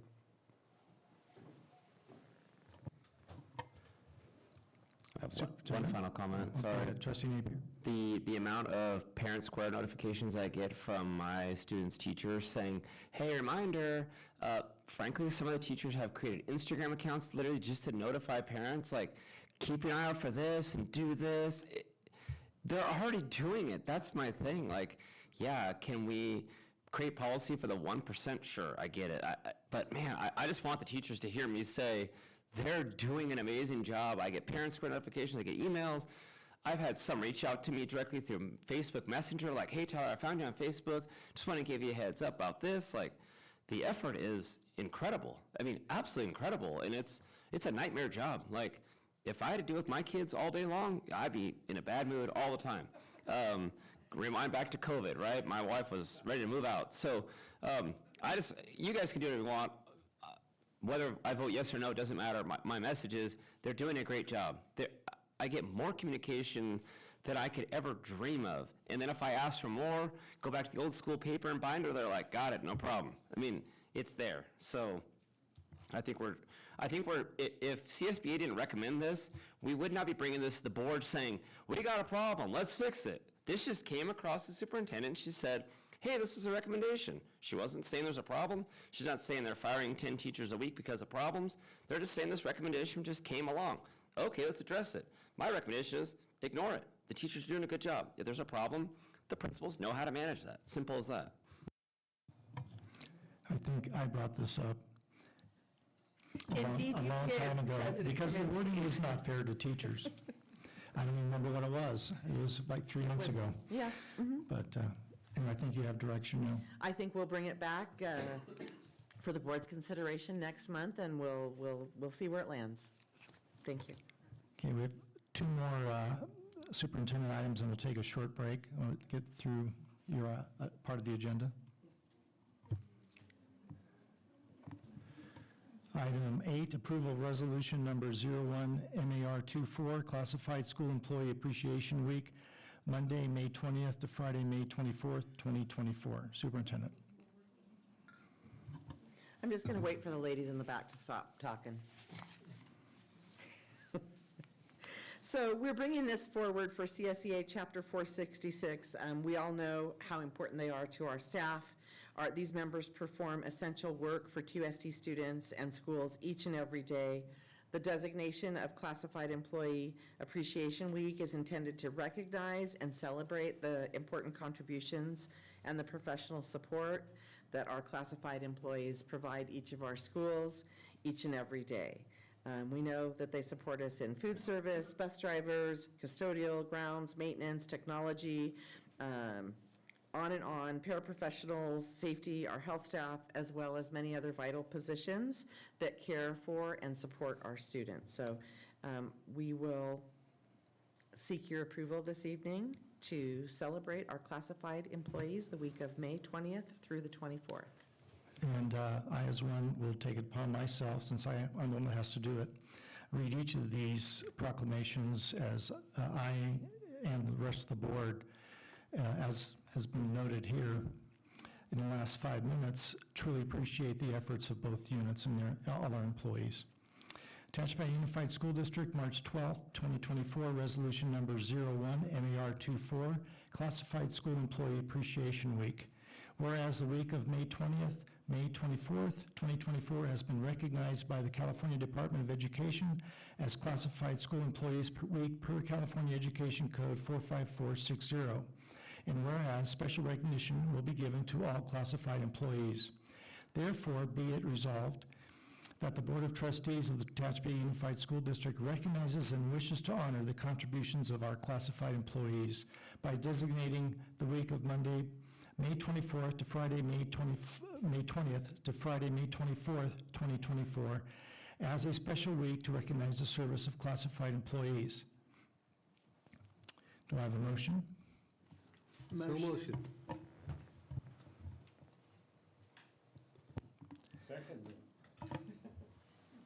It was motioned by trustee Sorensen and seconded by trustee Cooper that the board approve resolution number 01 MAR24, Classified Employee Appreciation Week as presented, and this is a roll call vote. President Kaminsky. Aye. Vice President Kelly. Aye. Clerk Wood. Aye. Trustee Cooper. Aye. Trustee DeSorensen. Aye. Trustee Napier. Aye. Trustee Sweeney, absent. Motion carries 6-0. You didn't give us a chance for comment. I have a comment. Okay, good. This is equal to my comment about the teachers, of the work they put in. The teachers have the kind of the frontward facing, they get the kids and all that stuff. But I have a tremendous amount of respect for the classified employees. Their type of work is kind of live in the shadows, right? Their support staff, they're behind the scenes. But their work is incredibly valuable. No one at the schools, not a single person in this room is getting rich, right? We could all probably make a lot more money in the private sector or something like that, but these people do it for the passion of their jobs. Incredibly proud of the people I see just driving around, working when I go to the schools all the time.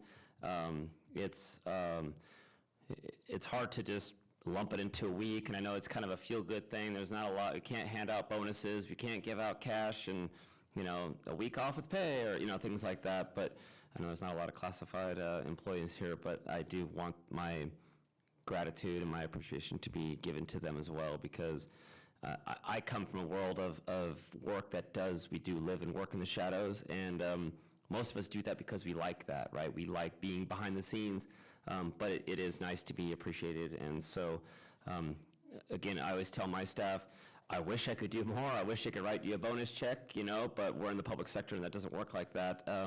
But if it's something as simple as the board recognize them, I think it needs to be more than just a vote and a voting yes, but as a thank you to them, thank you to what they do. It's not easy.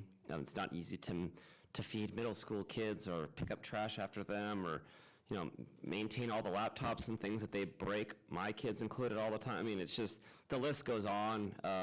And so I deeply appreciate what they do. So hopefully if anyone's listening in the worldwide interweb, they hear that, but I do appreciate what they do. All right. Thank you. Item 9, approval of resolution number 02, MAR24, California Day of the Teacher, May 8, 2024, including Teacher Appreciation Week, Monday, May 6th to Friday, May 10th, 2024. Superintendent.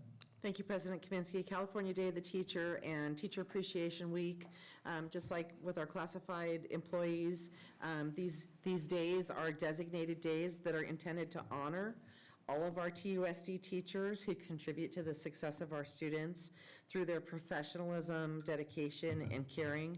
Our teachers here are very student-centered, they're hardworking, and we look forward every year to the opportunity to formally celebrate their efforts, and that's why we bring this resolution forward this evening for the board's consideration, because we want to give this honor to our certificated staff. Thank you. And this proclamation states, Tehachapi Unified School District, March 12, 2024, resolution number 02 MAR24, California Day of the Teacher and Teacher Appreciation Week. Whereas the day of May 8th, 2024 has been recognized by the California Department of Education as California Day of the Teacher per California Education Code 37222. As whereas special recognition will be given to all teachers. Therefore, be it resolved that the Board of Trustees of the Tehachapi Unified School District recognizes and wishes to honor the contributions of our teachers by designating May 8th, 2024 as the Day of the Teacher and the week of Monday, May 6th, Friday, through Friday, May 10th, 2024 as Teacher Appreciation Week. Do I have a motion? Motion. Kelly, a second. It was motioned by Trustee Dew Sorensen and seconded by Vice President Kelly that the resolution number 02 MAR24 be approved as presented. Ms. Barnes? President Kaminsky. Aye. Vice President Kelly. Aye. Clerk Wood. Aye. Trustee Cooper. Aye. Trustee Dew Sorensen. Aye. Trustee Napier. Aye. Trustee Sweeney absent. Motion carries 6-0. At this point, at 6:45, we'll take a short 10-minute break.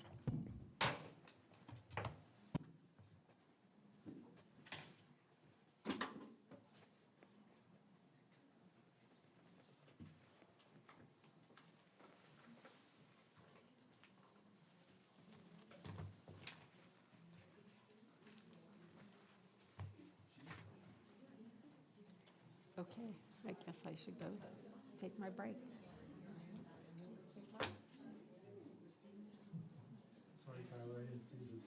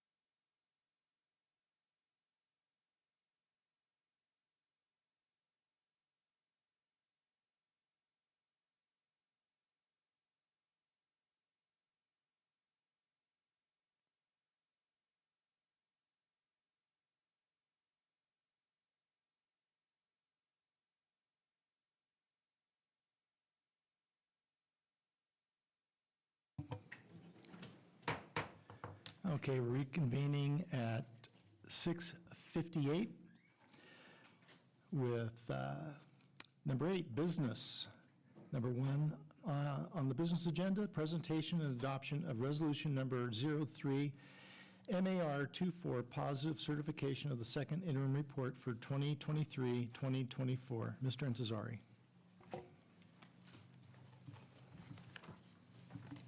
Thank you, President Kaminsky. All right, so I'll just start. So we're reporting on the 23-24 second interim budget. So we're reporting our new projected totals compared to the actuals as of January 31st. So on the second slide, just going to go over the budgeting process, an overview of our funding, talk about restricted, unrestricted expenses, talk about the multi-year projection, and our current fiscal outlook, not just for us, but the state of California as well, since we make up almost half the state budget. So as you guys know, but just a refresher, so for next year, the governor proposes his budget in January. It gets revised in May. Based on that revision, we develop the assumptions we make to adopt our budget for the next year. They enact a budget in June, and we're legally required to adopt our own budget before July 1st. In December, we proposed a positive, or recommended a positive certification, and we're proud to recommend another positive certification for our second interim. So just a little bit of history here, just a reminder, because it's funny, I've had a few fiscal coordinators come through here. I'm on my third one. I guess we're a teaching district in the business department, but that's fine. They go on to be CBOs, and that's great. But they don't know what it used to be like. So in 21-22, they gave us the super COLA, right? 5%, 5.07. Oh my gosh. And then 13.26%. And then another 8.13%. It was a lot. They don't know that it used to be 1%, 2% in a really good year, right? And so when the budget was enacted, we were told that next year we were projecting a 3.94% COLA. The good times were rolling. And now the proposal is an optimistic 0.76%. So, we're kind of back to the old days. And so that's concerning because, what's a few percent, right? Well, a few percent to the Tehachapi Unified School District is actually $1.5 million. $1.5 million ongoing, not just in one time, that we would expect to receive in perpetuity. And then that would build off an additional percent or whatever the COLA is going to be, right? So this was definitely a big deal. I explained it to someone as I was clutching my purse, really scared, and, but talking to the superintendent and, really trying to work out a plan. So in developing the budget, there's been a lot of work going into it because a lot of things have changed, right? Our ESSER money we're moving off of our ESSER money. All of a sudden, the state's taking back $1.5 million that they promised us. And so big things are changing, but we have known that this was going to happen. It's here, and we're ready. So when developing the budget, the assumptions just kind of come from specific places. We don't just make them up. We use the LCFF calculator from the state of California and basically just our enrollment based on the rate of attendance, what grades are these kids in, and it spits out a number based on all of these inputs, and that's our reliable entitlement number. Right, all of this is still kind of a guess. We don't know exactly at what rate the kids will come to school. In the beginning, the attendance rate was much higher, and then as we reported our first preliminary in January, it was less than expected, so bummer, but it is what it is, and we push forward. So we also get a lot of guidance from the Kern County Superintendent of Schools, School Services of California, a consulting agency, and the Legislative Analyst's Office, who translates what the state budget is, and then, will tell us whether the governor is overly optimistic or not, which has been the case supposedly, but we don't know, right? We'll know what the budget is in May or June when it's actually enacted. So there's no reason to really figure out what exactly the future's going to hold, because no matter what it is, you know, we have time to pivot and prepare. The information that we do have is we know our staffing levels, we know how many students we have, and we can make a pretty good guess at what rate they come to school, right? So that's how these assumptions are made. Next slide, please. So our local control funding formula, right? So just our enrollment prorated for the rate of attendance, different money for socioeconomic students, and various things. And so we're projecting $48.13 million. So that's exciting. So in terms of our, we have those, that falls under our like unrestricted money. We also have some restricted money, so grants, so you know, the Title I, the special eds, those types of programs. But we do have a couple new ones that we're excited to share because they really do finally address some things in our industry that we've been asking for a long time. But we're receiving almost $15 million on the restricted side. So our funding can come in various ways. Sometimes it's one lump sum. Usually it's called like a block grant. It's like, here's a bunch of money, you have X amount of time to spend it on this particular thing. Sometimes it's you're entitled to it for a certain period of time, or some of it is just ongoing. And so one of the new ongoing things that we're excited about is the Home to School Transportation Reimbursement Program, as well as the new Prop 98 Arts and Music in Schools funding, which I think is going to be really awesome. Next slide, please. So the home to school transportation, we'll talk more about it because we have our transportation plan, but essentially we went from receiving $500,000 to support a $3 million transportation program to now about $1.4 million. Obviously our costs did go up, but you know, when you net the difference, we're still, we're actually spending about the same or a little less, you know, in an effort to provide much more availability of ridership to our community. Proposition 28, so if you're not aware, this is voter enacted, so that means that it's going to happen. Essentially 1% of the state's budget for education is going to be dedicated to arts and music in school. They fund at the school level, but most of the money is for salaries. So, you know, you're here to fund arts, music teachers, and then, you know, some money for supplies, and that money is supposed to be here to stay because it is voter enacted, so really cool things that we can do. We also have the Learning Recovery Emergency Block Grant and the Arts, Music, and Instructional Materials Block Grant. So you might have heard me talk about this one over and over. It's because it was part of the 22-23 state budget. So they gave us, let's see, like $6.5 million, something like that. And then they said, no, never mind, we're going to take it back. And then they gave back most of it. So we've just kind of kept it on the sidelines until they finally decided how much was really going to be. And this has been the plan the whole time, to use the learning recovery money to transition all of those strategies and staffing that we have on the ESSER money into the block grant. The hope was going to be that the COLA would continue to increase so that we could offload all of it. You know, now we're just going to kind of play by ear and see what's going to happen. But we do have quite a bit of money. It's $3.1 million, and then the Arts, Music, and Instructional Materials Block Grant is almost $2.3 million. And so there's a lot of really cool things that we're, you know, it takes a long time to plan what you're going to do with $2.3 million. Our poor secondary principals, I've asked them over and over, you know, hey, you know, what do you think about this? Do you want to check out that? And, you know, just even getting the time is really hard. But there's really cool, exciting things that we're going to bring as part of that. Any questions so far? No? Okay. All right, next slide.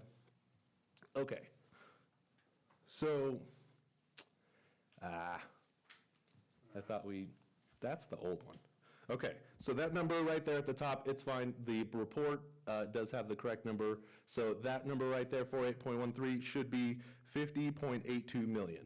And that, you have it? Got it. Perfect. I didn't make it up. Okay, so that number represents the total unrestricted revenues that the district is expecting. And then on the restricted side, again, the 14.99 million.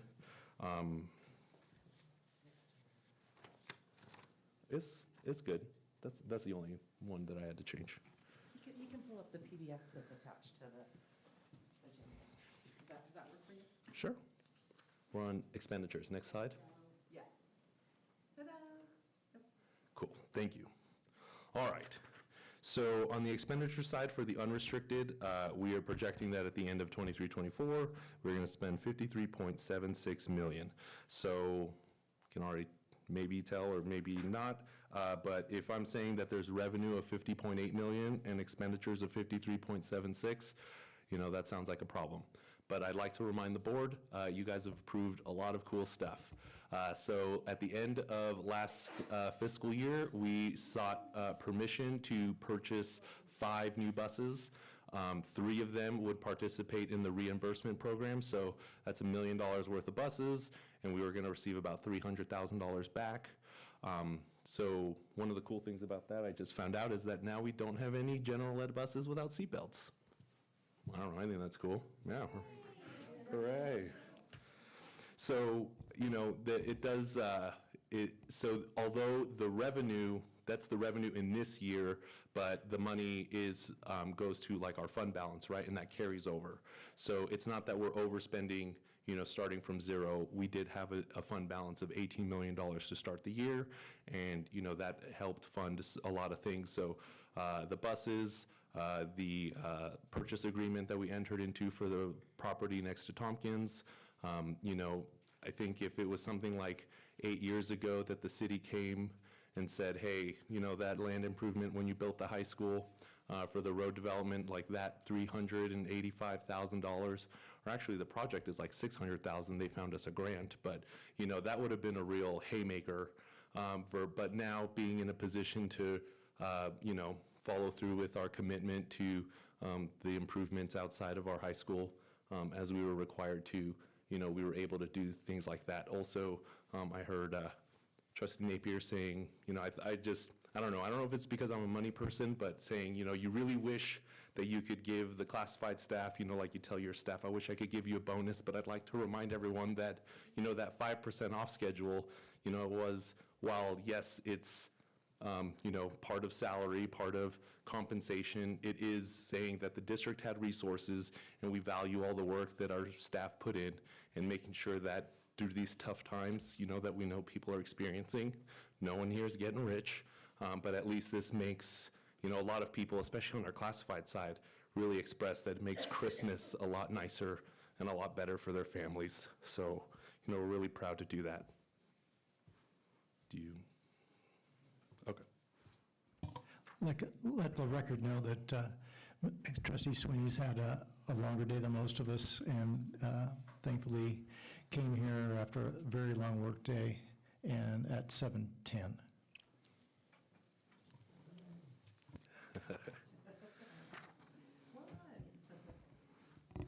And so on the restricted side, we have expenditures of $25.3 million. Again, these are programs that we've received money for specific purposes, and it's also includes money that has been contributed from the general unrestricted side for programs like special education, because, you know, the money that we get from state and federal is never enough. We're also required to make deposits into the maintenance account, and so that helps support. So that money being transferred over does help, and that's why the expense is always going to exceed what their actual, just the money we get from grants, because we do contribute from the unrestricted side to the restricted side. Next slide, please. So here, my understanding is that people really like pie charts. So here, I want to just demonstrate that you can see the division of, you know, mostly, this is broken out by certificated salaries, classified salaries, benefits, supplies, services, what we call capital outlay. So that's, you know, not money that we expensed, but essentially money that we exchanged for assets, right? Whether it's equipment, whether it's real property, anything like that.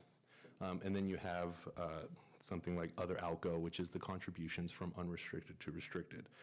So salary and benefits was about $34.5 million on the unrestricted side.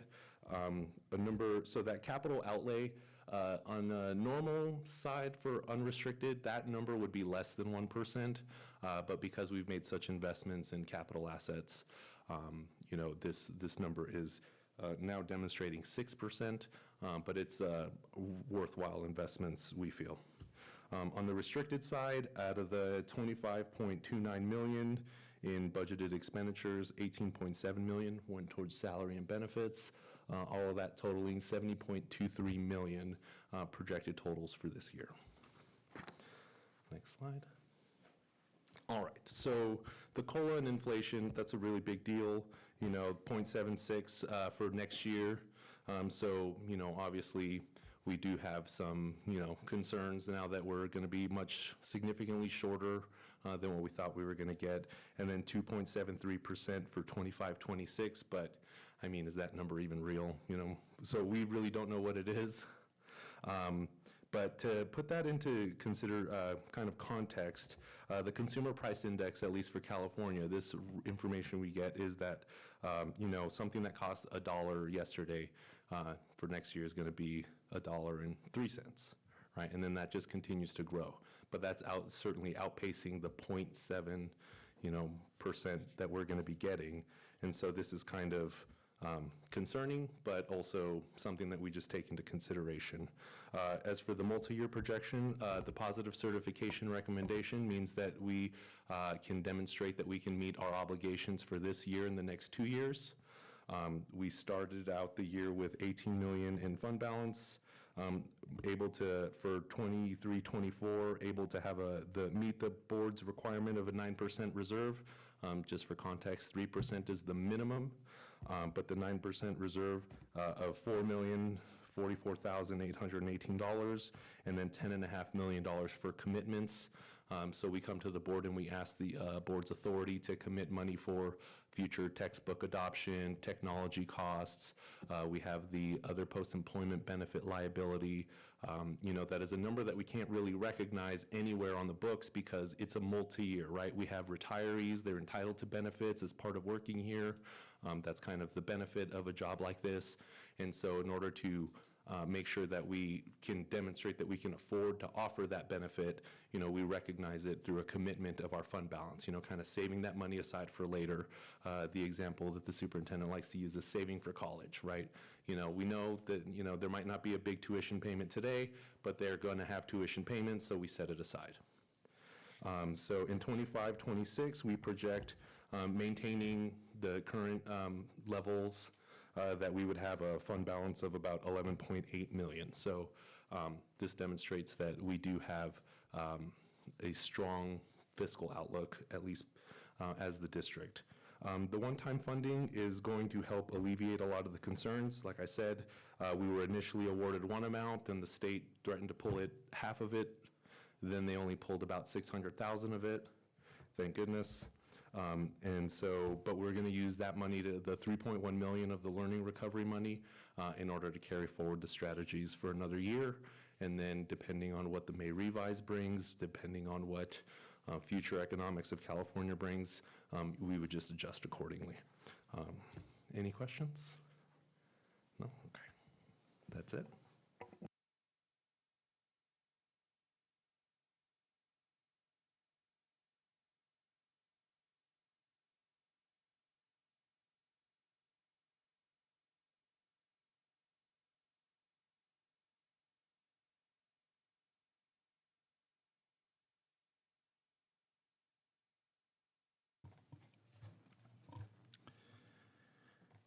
So it's been proposed that the board adopt resolution number 03-MAR-24, positive certification of the second interim report for 2023-2024, certifying that the district will be able to meet its financial obligations for the current fiscal year and 2 subsequent fiscal years, and authorize the superintendent or her designee to execute and file all pertinent documentation. And the proclamation states, whereas the Board of Trustees has adopted a budget for the operation of the Tehachapi Unified School District for the fiscal year 2023-2024, and whereas the Board of Trustees has approved certain appropriations and transfers to the 2023-2024 budget, and whereas The Board of Trustees finds that the district will be able to meet its financial obligations for the 2023-2024 fiscal year and 2 subsequent fiscal years. Now therefore be it resolved that pursuant to Assembly Bill 1366, Chapter 741, Statutes of 1985, the Board of Trustees of the Tehachapi Unified School District certifies that the district will be able to meet its financial obligations for the remainder of the 2023-2024 fiscal year and 2 subsequent fiscal years. Do I have a motion? Motion. Second. It was motioned by Trustee Due Sorensen, seconded by Trustee Cooper, that the board approve the adoption of resolution number 03MAR24, positive certification of the second interim report for 2023-2024 as presented. So roll call vote. Ms. Barnes? President Kaminsky. Aye. Vice President Kelly. Aye. Clerk Wood. Aye. Trustee Cooper. Aye. Trustee Due Sorensen. Aye. Trustee Napier. Trustee Napier. Sorry. Aye. Trustee Sweeney. Aye.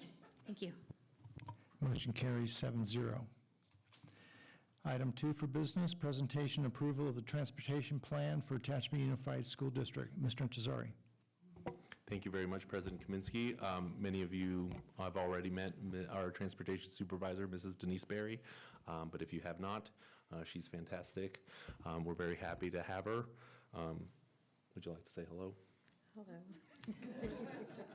So the deal is that she takes care of transportation and I take care of this kind of administrative stuff. So, but she's here to answer any questions you might have, but we've been working together on putting together the transportation plan and would like to present that to you. So we presented this last year as part of Assembly Bill 181, which essentially changed how California school districts' home-to-school transportation is being funded. We have to develop a plan that demonstrates how we prioritize certain groups, younger kiddos, TK to 6, socioeconomically disadvantaged students, students with disabilities as part of the program. The plan originally had requirements to seek stakeholder input, whether it's from our community, our staff members, even students, local transit authorities, air pollution control districts. Since then, the requirements for stakeholder input has kind of come down, but we're still not only bringing the approval to the board, which is another thing that I guess we're not required to do anymore, but it is a good practice, as well as the stakeholder input. It's how we know we're doing a good job, and it's actually has been really rewarding. The form that the superintendent brought up about sharing the good, or what was the form called? I think it's Give a Hooray.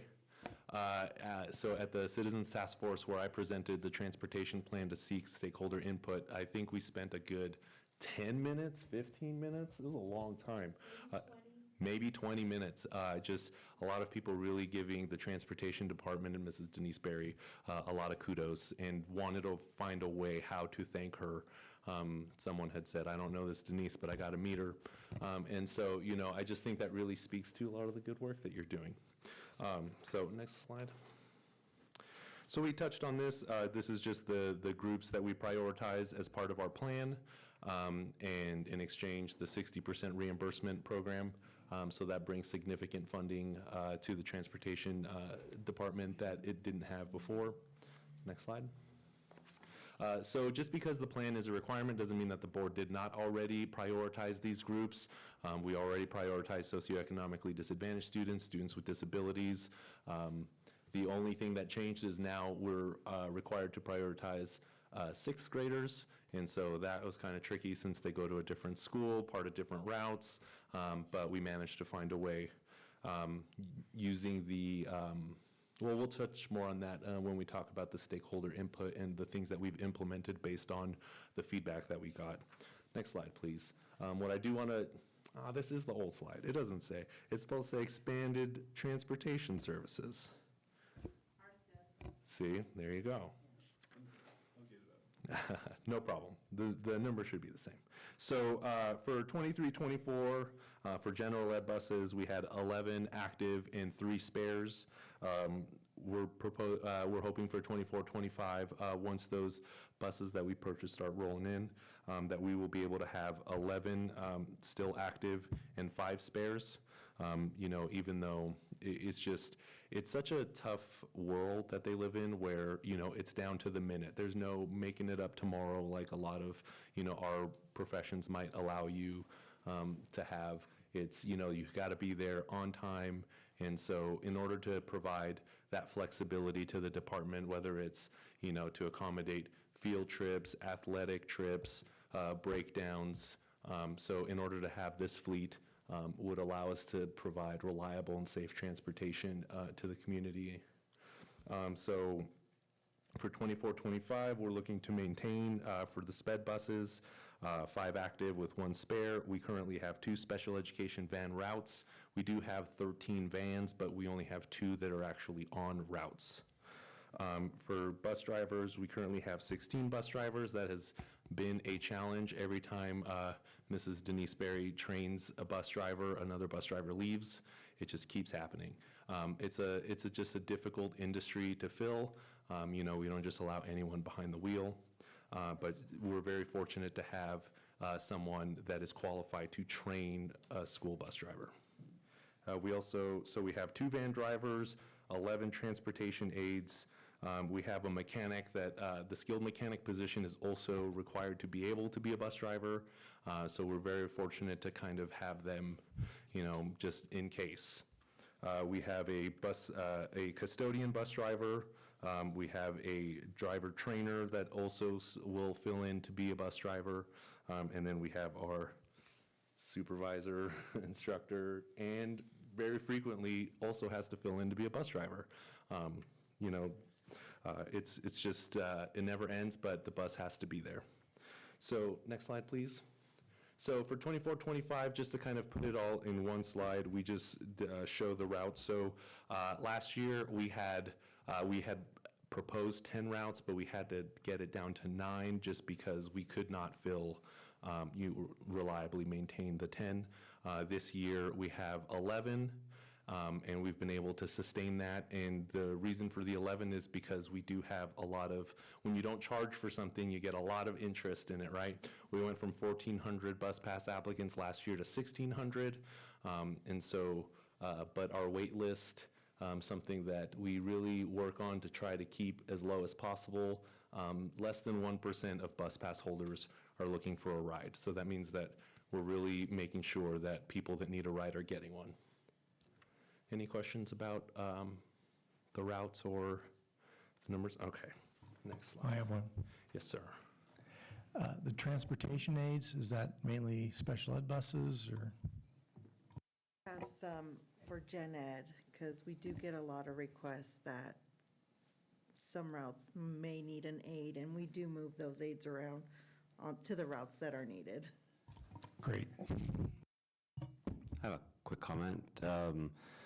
Seeing that you guys are using coaches for driving the bus, the vans, you know, for teams is awesome. You know, nothing was worse than pulling up to my kid's basketball game and seeing a bus driver have to sit there for 3 hours and 10 kids walk off the bus. You're like, oh my gosh, what a bummer, you know. But utilizing the coaching staff and the vans, what a great, I know it's been done when I was a kid too, but it just seems like so many of the coaches drive the vans now. It's just such a great thing to see. They keep them all together. It's just, seems awesome, so I love it.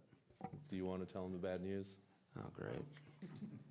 They did pass. It was SB 88, so I have to give the coaches or whoever wanting to drive the vans classes, they have to be enrolled in the non-DOT random. So it's basically, they want to align the same requirements as a bus driver to the staff, since they are transporting students. But no difference in licensing requirements though, right? No, it would be a, That's fine. yeah. It's just making it more challenging. It's California, that's what they do. But yeah, no, we do appreciate the ability, anyone that wants to volunteer, because my department does clear the drivers, and yeah, anyone that's willing to drive, because we've talked about that, you know, the community, everyone wants to be involved, right? We can take, you know, ourselves, or we can, you know, like, it's my neighbor or my friend's parents, but we don't, as a district, right? It's a district-sponsored event. typically, and so that responsibility, right? We don't know if they're qualified drivers, do they maintain their vehicles, do they have insurance, that kind of stuff. So, while we don't discourage community from, being supportive, it does put, it's nice to be able to afford that to people that are willing to drive for the various events. Next slide. All right, my favorite part, financials. So, the program used to cost about $3 million. Since we have increased not just a lot of the salaries in that department, really, I had spoken to someone, a private contractor for buses, and we had asked like, hey, how can we supplement? And he said, you're in California, there's no way your board will ever approve the invoice that I would provide you. So I asked him, what would you do if you were me? And he said, pay your bus drivers as much as possible. During our bargaining, we were able to get the bus driver compensation up to a really competitive amount, and we think that's a really big part of why we haven't had some of the dysfunctions that we've seen with our neighbors. Mrs. Berry will get requests from other school districts like, hey, I see you're not open on Friday, can you spare us some bus drivers? And so, it's a challenge and it's unfortunate, but we're very happy to have a qualified supervisor and to be able to maintain the routes the way she does. I really don't know how you do it, but hooray. So now the program costs about $4.1 million. This year, we're estimating spending a net of $762,000. Things like, capital outlay, so like buying equipment like school buses doesn't count towards the reimbursement. So out of the qualifying expenses, we're entitled to about $1,382,000 in transportation reimbursement. So that's really helped us be able to grow the program. As you see, we spend a lot on salaries and benefits. The fuel is primarily, and repairs is what makes up the $418,000 in services. When we used to charge for transportation, I think they brought in like $300,000, and that wasn't enough to cover fuel, so why charge it all? And so that's just been really glad to be able to offer that. I was really against not charging at first. It's just in me as a money person, but now that this program's in place, I would have felt foolish charging our community for, such a wonderful program. So we're happy to be able to make school more accessible. Next slide, please.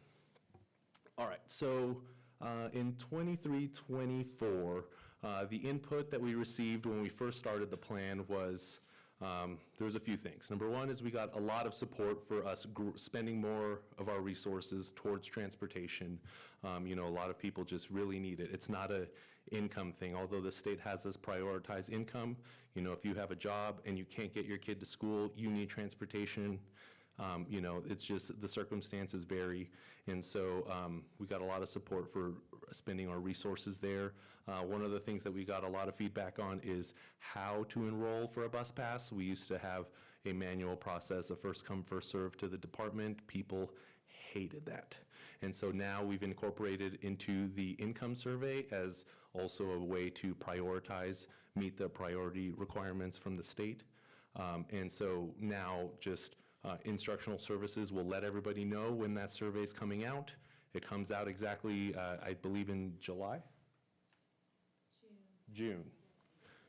Okay, and then the enrollments just come in, and then if you enroll, based on the information that you put, you might be a priority or not.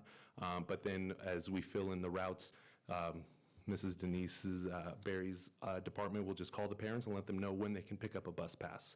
So no more waiting in line, no more waiting in line to find out you can't get one, that kind of stuff. So we're really happy to incorporate a little bit of technology into our systems and be able to make things easier for our families. Let's see.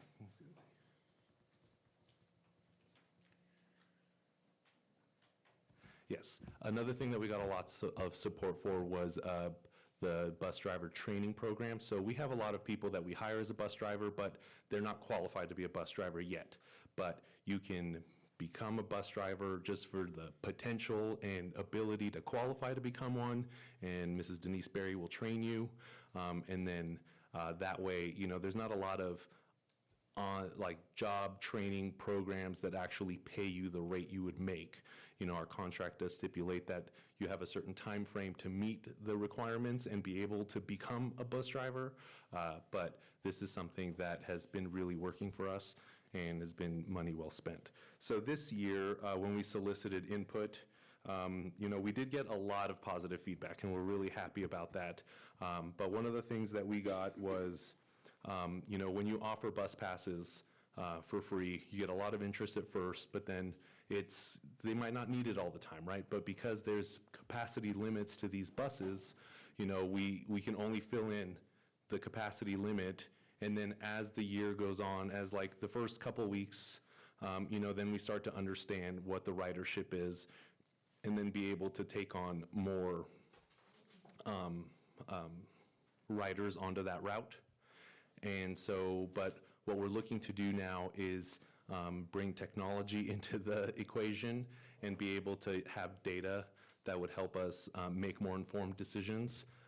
Also, a lot of these bus pass systems bring technology to notify parents, provide like location services. So, you know, because the calls, what percentage of calls would you say is, where's the bus? It's late, like 9 out of 10?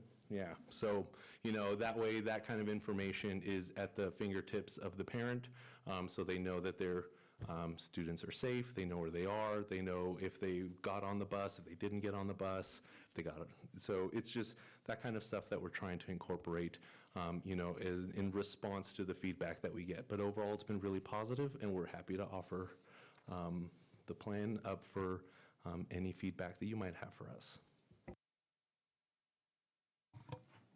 Any questions or comments from the board? I have a couple minor questions, because I have to ask you something. How many students are door-to-door? These would probably be special ed students. Door to door, it just depends. I have probably around 105 sped students. Door to door, I really don't off the top of my head. Okay. And then how many routes, or are the two vans, they go down to Bakersfield? One. One? One does. Okay, Yes. good. Thank you. Let's see.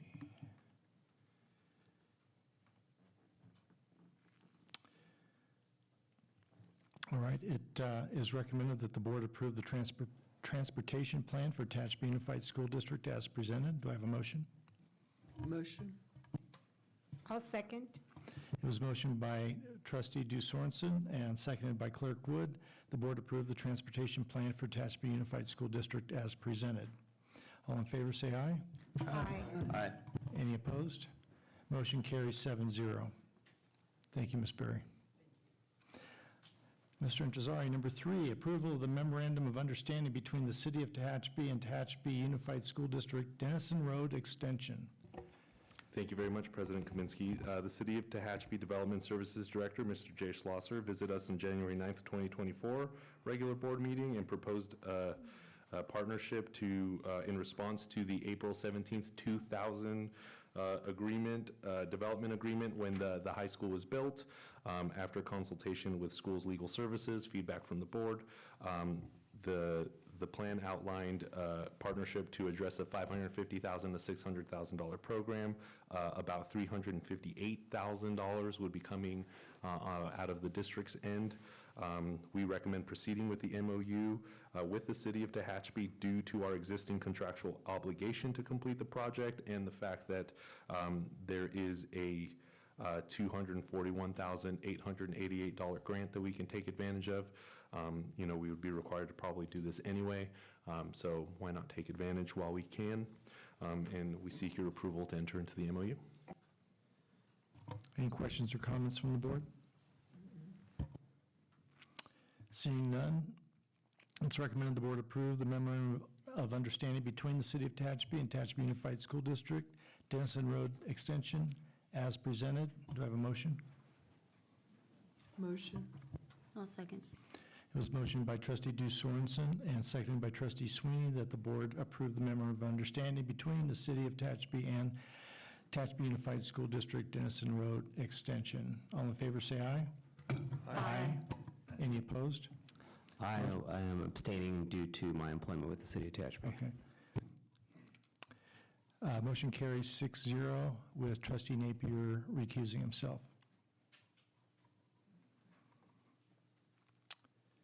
Item 4, approval of declaring certain district property as surplus obsolete, Instructional Services Department and Tompkins. Thank you, President Kaminsky. The district is seeking approval to declare certain items surplus from the mostly made up of textbooks and instructional materials, CD-ROMs, VHS tapes, of the things of that nature, as well as a aged and non-functioning audio meter and vision chart. We seek your approval to declare the item surplus. It's recommended the board approve declaring certain district property as surplus obsolete, Instructional Services Department and Tompkins as presented. Do I have a motion? Motion. Kelly, a second. It was a motion by trustee Due Sorensen and seconded by Vice President Kelly. The board approved declaring certain district property as surplus obsolete, District Office in Tompkins as presented. This will be a roll call vote. Ms. Barnes? President Kaminsky. Aye. Vice President Kelly. Aye. Clerk Wood. Aye. Trustee Cooper. Aye. Trustee Uda Sorensen. Aye. Trustee Napier. Aye. Trustee Sweeney. Aye. Thank you. Motion carries 7-0. Thank you, Mr. Intezari. Instructional Services, Mrs. Paxton.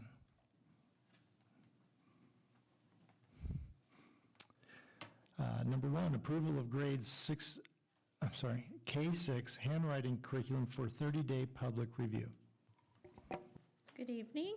Assembly Bill 466, which was recently signed into law by Governor Newsom on October 16, 2023, now requires handwriting instruction in grades 1 through 6, including instruction in cursive or join italics in the appropriate grade levels. Teachers and administrators have reviewed possible curriculum choices and have selected the Zahner-Bloser handwriting as the proposed handwriting curriculum for TUSD to implement in August of 2024.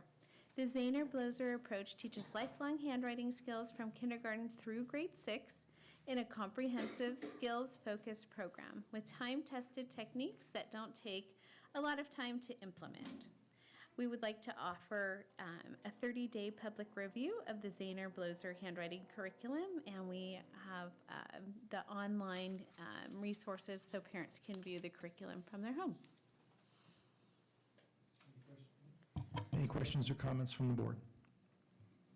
I think it's great. Yeah, I wish this was around when I was teaching 3rd grade. Seeing no questions or comments, it's recommended the following grade K6 handwriting curriculum for 30-day public review be approved as presented. Do I have a motion? Motion. Second. It was motioned by trustee Due Sorensen, seconded by trustee Cooper. The board approved grades K6 handwriting curriculum for 30-day public review as presented. And this is a roll call vote. Mrs. Barnes? President Kaminsky. Aye. Vice President Kelly. Aye. Clerk Wood. Aye. Trustee Cooper. Aye. Trustee Uda Sorensen. Aye. Trustee Napier. Aye. Trustee Sweeney. Aye. Thank you. Motion carries 7-0. Item 2, approval of coursework, Sports Leadership and Technologies 1. Ms. Paxton. This course was listed on the February 13th board agenda as a first read. The CTE department at Tehachapi High School wishes to offer a new course, Sports Leadership and Technologies 1. This course explores the significant and continually developing role that technology and data play in the professions associated with athletics. This will be a year-long G elective course for students in grades 9 through 12. Any questions or comments from the board? Seeing none, it's recommended that the following approval of coursework, Sports Leadership and Technologies 1 be approved as presented. Do I have a motion? Motion. I'll second. It was motioned by trustee Dew Sorensen, and seconded by trustee Sweeney, that the board approval of coursework, Sports Leadership and Technologies 1 as presented. Roll call vote, Ms. Barnes. President Kaminsky. Aye. Vice President Kelly. Aye. Clerk Wood. Aye. Trustee Cooper. Aye. Trustee Dew Sorensen. Aye. Trustee Napier. Aye. Trustee Sweeney. Aye. Thank you. Motion carries 7-0. Item 3, approval of coursework, the art and history of floral design. Okay, this course was offered as a first read on the February 13th board agenda. The CTE department at Tehachapi High School wishes to offer the course, The Art and History of Floral Design. This course emphasizes the necessary knowledge and skills to provide the student with a perceptual and tactile base leading to understanding of artistic perception, creative expression, historical and cultural context, aesthetic valuing and connections, relations and applications of the visual arts. This will be a year-long F elective course for students in grades 9 through 12, and we seek your approval for this course. I just pulled up the course approval form. It's missing a couple things. I don't think it's instructional services approval and the school board approval date, which you just mentioned. They're not on the form. It was only on a first read for February 13th. It was on, But this is the course approval. right, This is what we're talking about tonight is and I don't know why that came up. uh-huh. Anyway, So the attachment's incorrect, is that what you're saying? yeah, it's an attachment. Okay. Well, we can remove it and bring it back. I don't have the attachment with me Yeah, I mean, tonight. the approval of the course is already done, but Well, that's what we're voting on tonight, is the we're approval. doing the coursework today. No, we're doing the approval of the course. Okay. We need to get to closed session so I can take a break. Sorry, the first read was at the February meeting. Yes. And then we held the 30-day public review, and then this is the course approval. Okay. Where am I? Any questions or comments from the board? Seeing none, it's recommended that the following approval of coursework, the art and history of floral design, be approved as presented. Motion? Motion. I'll second. It was motioned by trustee Dew Sorensen and seconded by trustee Sweeney. The board approval of coursework, the art and history of floral design as presented. Roll call vote, Ms. Barnes. President Kaminsky. Aye. Vice President Kelly. Aye. Clerk Wood. Aye. Trustee Cooper. Aye. Trustee Dew Sorensen. Aye. Trustee Napier. Aye. Trustee Sweeney. Aye. Thank you. Motion carries 7-0. Item 4, approval of revision to 2023-2024 single plan for student achievement, Jacobson Middle School. The 23-24 Single Plan for Student Achievement, or the SIPSA, for Jacobson Middle School was originally approved by the Board of Trustees on June 13th, 2023. The JMS SIPSA was then first amended at the January 9th board meeting. However, the JMS School Site Council recently made a material revision to their SIPSA, which has resulted in a change that requires board approval. Changes in the SIPSA reflect the need to fully fund their flex period, which was created to support students' academic needs by providing intervention or enrichment during the last period of the school day. The revision also provides a budget to provide professional development for JMS staff members to increase the effectiveness of instructional practices to improve student outcomes. Changes have been highlighted on the attachment. Updates include four adjustments to the JMS SIPSA, all which have been approved by the JMS School Site Council. We seek your approval tonight. Any questions or comments from the board? Seeing none, it's recommended the board approve revision to 2023-2024 single plan for student achievement, Jacobson Middle School, as presented. Do I have a motion? So motion. It was motioned by trustee Cooper and seconded by trustee Dew Sorensen that the Board approve the revision to the 2023-2024 Single Plan for Student Achievement at Jacobson Middle School. All in favor, say aye. Aye. Aye. Any opposed? Motion carries 7-0. Thank you, Mrs. Paxton. Thank you. Item 10, personnel. We don't have any separate items to report for personnel this evening. but thank you. Okay. Item 11, future items. Any board member wish something to happen in the future from our perspective? I mentioned this to the superintendent during our agenda build on Friday, that I brought it up probably in August, give or take a month, about cell phone usage at mainly our secondary schools. And I'd like that to be a topic of discussion in April, with each board member giving their 2 cents. I think that's a great idea. Thank you.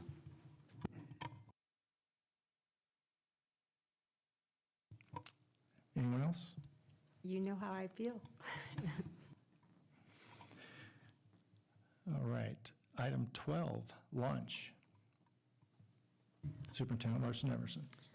Thank you, President Kaminsky. This evening's lunch will be presented by none other than Mr. Eric Lowe from Jacobson Middle School. You know, the launch is our way of modeling what we like to happen in our classrooms, where we send everybody off on a positive note and with lots of energy. And I imagine, looking around the room, that everybody could use a little bit of that tonight. I didn't know I had to have a lot of energy, but okay, here we go. Okay, all right. Okay, so I'm going to, in a moment, we're going to just watch a short little video. I recently watched this documentary short subject film that was up for an Oscar. It's called The Last Repair Shop, and it's about the LA Unified School District's commitment to having providing instruments to their music department, and they repair and provide those for free to the students. So the short subject film was based on interviewing some of the people who do the work and some of the students who reap the benefits. And so it starts with this young lady. I just want you to see what she says about her, how important her violin is to her, and the things that it helps her deal with at home. And I didn't know it when I chose this, but on Sunday night, when this particular documentary won the short subject Oscar, she was there with the director to take the award. So anyway, this is just a short little video for you to see this one young lady. I love the violin. The hardest things in my life is probably my family's health. Everybody's always getting sick back to back. Like, oh, we have to go to the hospital for them and stuff. Like, wait, I'll hear you play in a minute. I just have to get these medicines for them. You know, I can understand. It's like okay. Like, I just want to play by myself. If I didn't have my violin from school, I would probably, I don't know what I would do. Don't even jinx me with that. That's it. So anyway, I just wanted us to think, when we have things that are opportunities at school, we don't know what it means to students, but it's nice to see every once in a while. I like what we're providing at school. So thank you very much. Launch. I have a quick comment. Next time, can you be on your unicycle, riding around and talking to us? I don't know. Come on. Mr. Lowe taught my son to ride unicycle, and we bought him one for Christmas, and he's obsessed, and he rides his unicycle around the neighborhood all day long. So I think it's awesome. Thank you. Thank you, Mr. Lowe.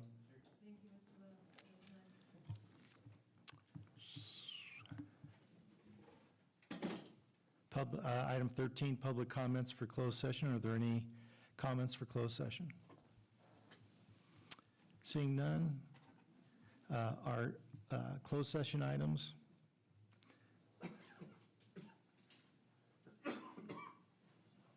Come on. Number 1, conference with legal counsel, existing litigation, paragraph 1, of subdivision D of Government Code, Section 54956.9, matter OAH case number 202-3100436. Item 2, public employee performance evaluation, superintendent. I do not expect to have a action taken with either of these items. So at 7:52, we are adjourned for closed session.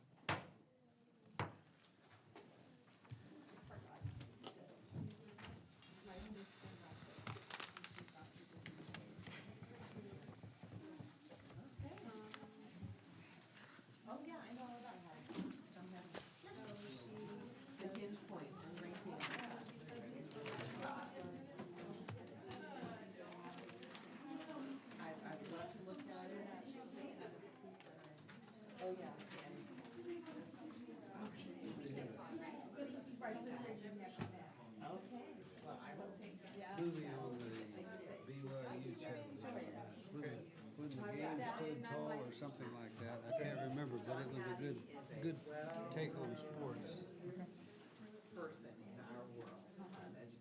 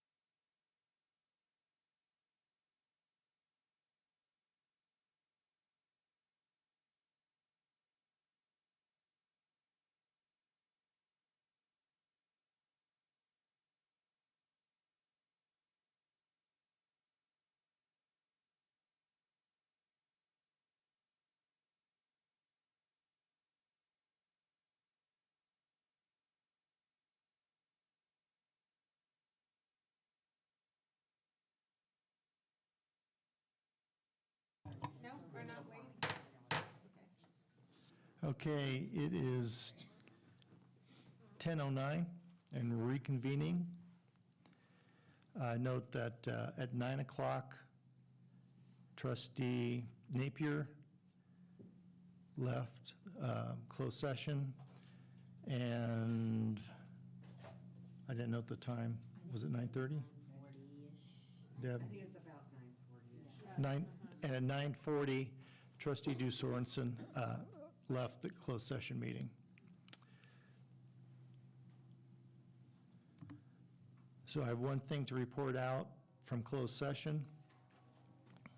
That would be item 1, conference with legal counsel, existing litigation, paragraph 1 of subdivision D of Government Code Section 54956.9, matter OAH case number 2023100436.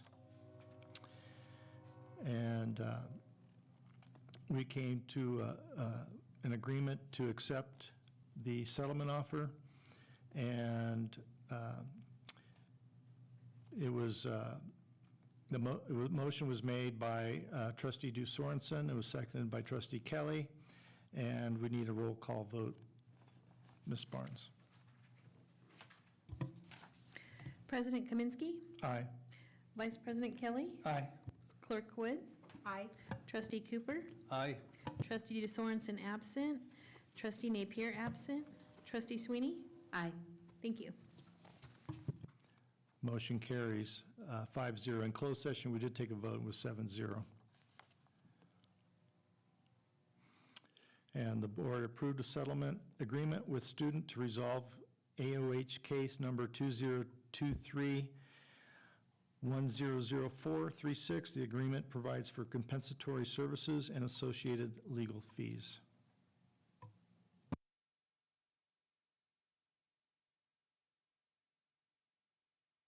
And with that, at 10:12, we're adjourned.